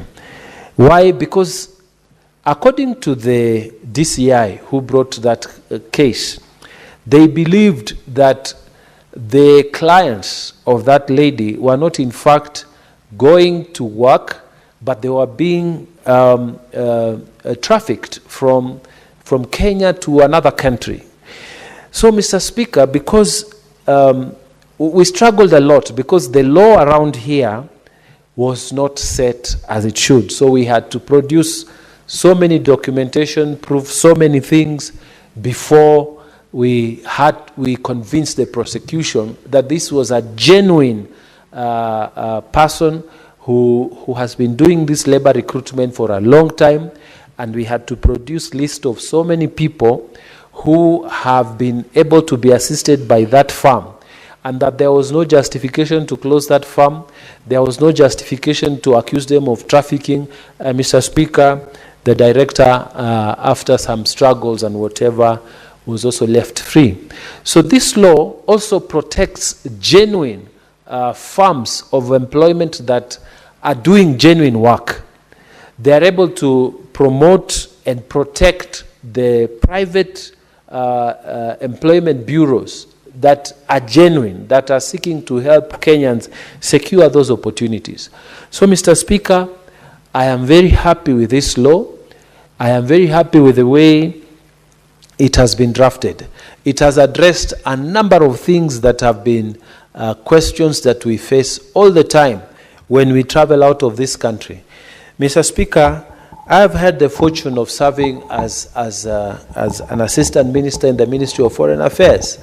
And I traveled many countries on behalf of the Republic of Kenya. And many times when we meet these young men and young women, because ordinarily when the minister comes, after all the formalities, the ambassador always organizes an opportunity to meet with Kenyans, not just the embassy staff, but the people who live there, the movers and shakers around where you have visited. And they keep telling you about problems about documentation, about how they are being treated in those countries. Mr. Speaker, many places when you visit in these embassies, you will find military attaches, you will find education attaches, you will find trade attaches. But this law here now proposes that we must now have compulsory labor attaches in these embassies that we are keeping in various capitals in this world. So, Mr. Speaker, I think this is a good law. I would urge senators, colleagues, to support this law because it is answering to a problem. I know that once this law is established, we will have a better system of protecting our children who want to work outside. Mr. Speaker, I cannot finish my submissions here without congratulating the current Minister for Labour. The current Minister for Labour, Mr. Speaker, the CS has gone out. He has not been Nairobi-centric. He has gone out in various counties. And in those counties, he has preached this government policy, the current government policy of encouraging labor migration. He has gone out there and said that we have maybe 1,000, 2,000 opportunities for drivers outside this country. We have 1,000 opportunities for people to work in the hospitality industry. We have nurses that we want, but these are the qualifications. And this is how you are supposed to process. This is what you are supposed to do. I know, Mr. Speaker, we've had problems, and I remember the minister also appearing in committees and being questioned about some of these employment bureaus. But, Mr. Speaker, with this law now in place, I think a lot of the problems that have bedeviled this industry of labor migration and implementation of this policy will come down. Mr. Speaker, one of our own former colleagues here had raised a lot of questions, and indeed there were a lot of exchanges between herself as senator and the minister. And Mr. Speaker, it created a lot of fear, and even people started wondering, are these jobs outside for real? Mr. Speaker, I remember coming out of the Senate and meeting people outside there who are stating clearly that they have been conned. Their money has gone and they have not been able to report to their stations and the promised jobs.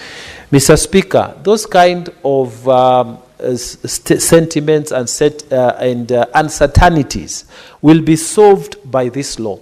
When this bill becomes law, I can now confidently say that I'm dealing with an employment bureau that is recognized by the Kenya government. It is registered and it has passed through the vetting and validation process of this committee that has been set by law.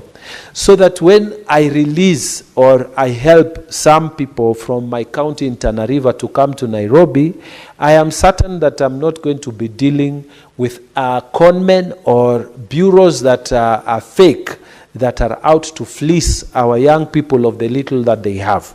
So, Mr. Speaker, I think this law is responding to a need that is there, is responding to the confusion that has been caused by the labor migration policy, and it is settling the questions that have arisen on the implementation of this policy across the country.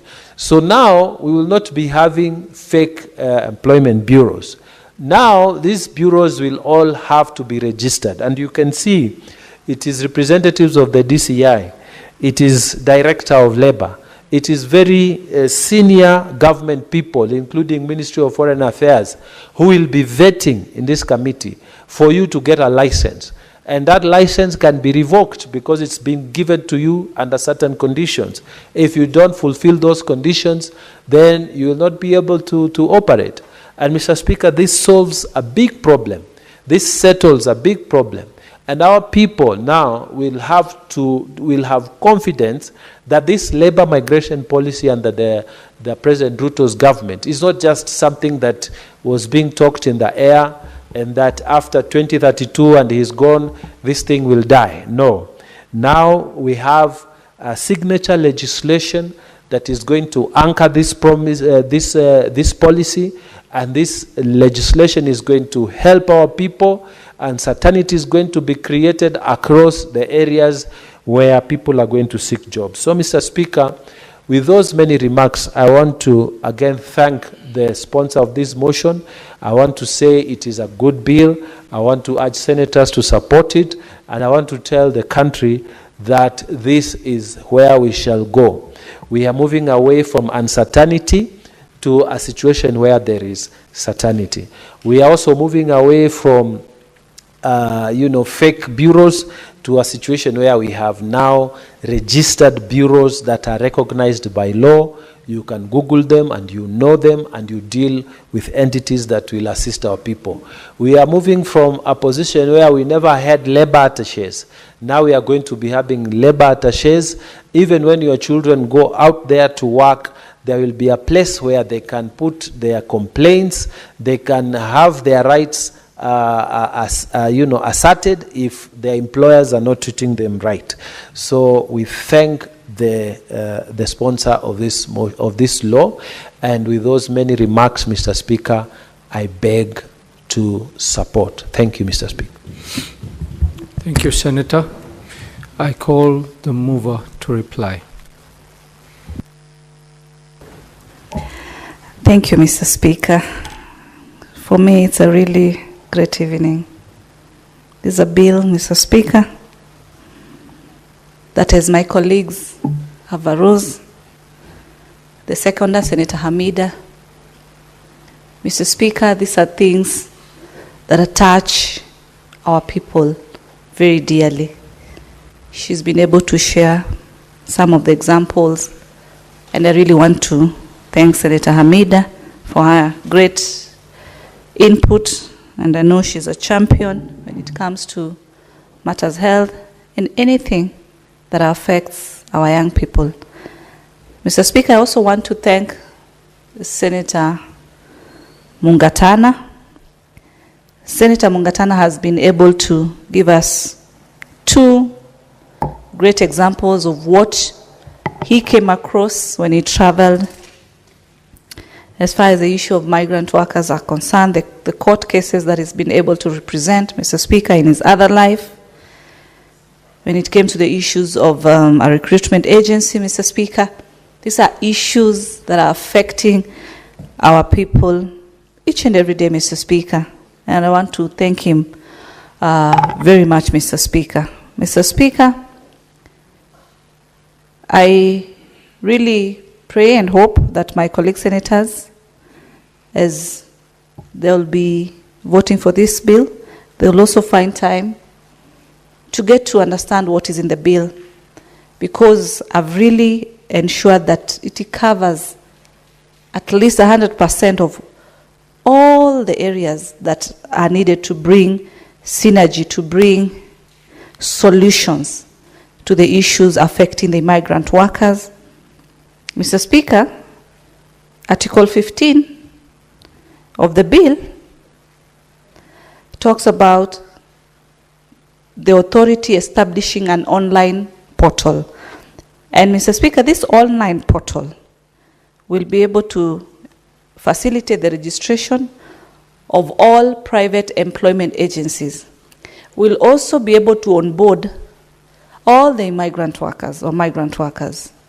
We'll also be able to give them a platform to be able to access more opportunities, more job opportunities, provide information on matters clearance, approvals, and registration for requirements of the migrant worker, so that we have a clear and clean database, Mr. Speaker. If a person contravenes the law as far as not having the requisite operating license of a private agency, Mr. Speaker, will be subjected to a fine not exceeding 10 million or a 10-year imprisonment, Mr. Speaker. As I conclude, Mr. Speaker, the bill also talks about the national government may conclude a memorandum of understanding, a bilateral labor agreement, or any other instruments with another country, and this will ensure and enhance safe and fair and orderly migration, increment of opportunities, safeguard the welfare and rights of the migrant workers. Another thing that I want to highlight, Mr. Speaker, on conclusion is that any memorandum of understanding, bilateral labor agreements, and any other instrument under Section 1 shall be concluded on the basis of the following principles, among others: promotion of fair recruitment, protection of migrant workers' rights, safety and human dignity of migrant workers within the country, protection of labor and any other human rights of Kenyan migrant workers in the concerned country, respect to international standards, migrant workers' rights to information and right to redress if their rights are violated. Mr. Speaker, the bill is vast. The bill covers everything as far as their safety, their growth, opportunities, online data, security. Everything is covered for this bill. That is what is now going to change the perception that our migrant workers are being trafficked. We are now going to have to sieve the genuine and the rogue agencies once and for all, Mr. Speaker. And with those many few, I really appreciate my colleagues. I appreciate this day. It's the second bill that, Mr. Speaker, I'm moving. My first bill is in the National Assembly, awaiting a second reading. And so I request that the putting of the question be deferred to a later date. Thank you. Very well, Senator. The division will be deferred. Clerk, read the next order. Order number 19, the Street Naming and Property Addressing System Bill, Senate Bills number 43 of 2024, second reading. That order is deferred. Next order. Order number 20, motion, reports of the Standing Committee on Devolution and Intergovernmental Relation on its inquiry into the state of markets in Vihiga and Bungoma counties, arising from statements sought by Senator Godfrey Otsotsi MP and Senator David Wakoli MP. That order is deferred. Next order.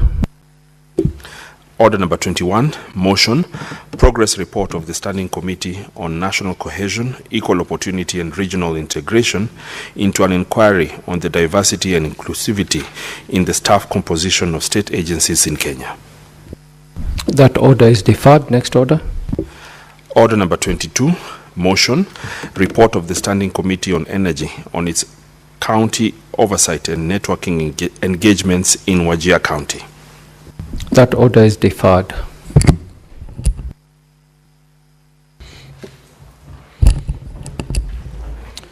Honorable Senators, there being no other business on the order paper, the Senate stands adjourned until tomorrow, Thursday, 5th June 2025 at 2:30 p.m.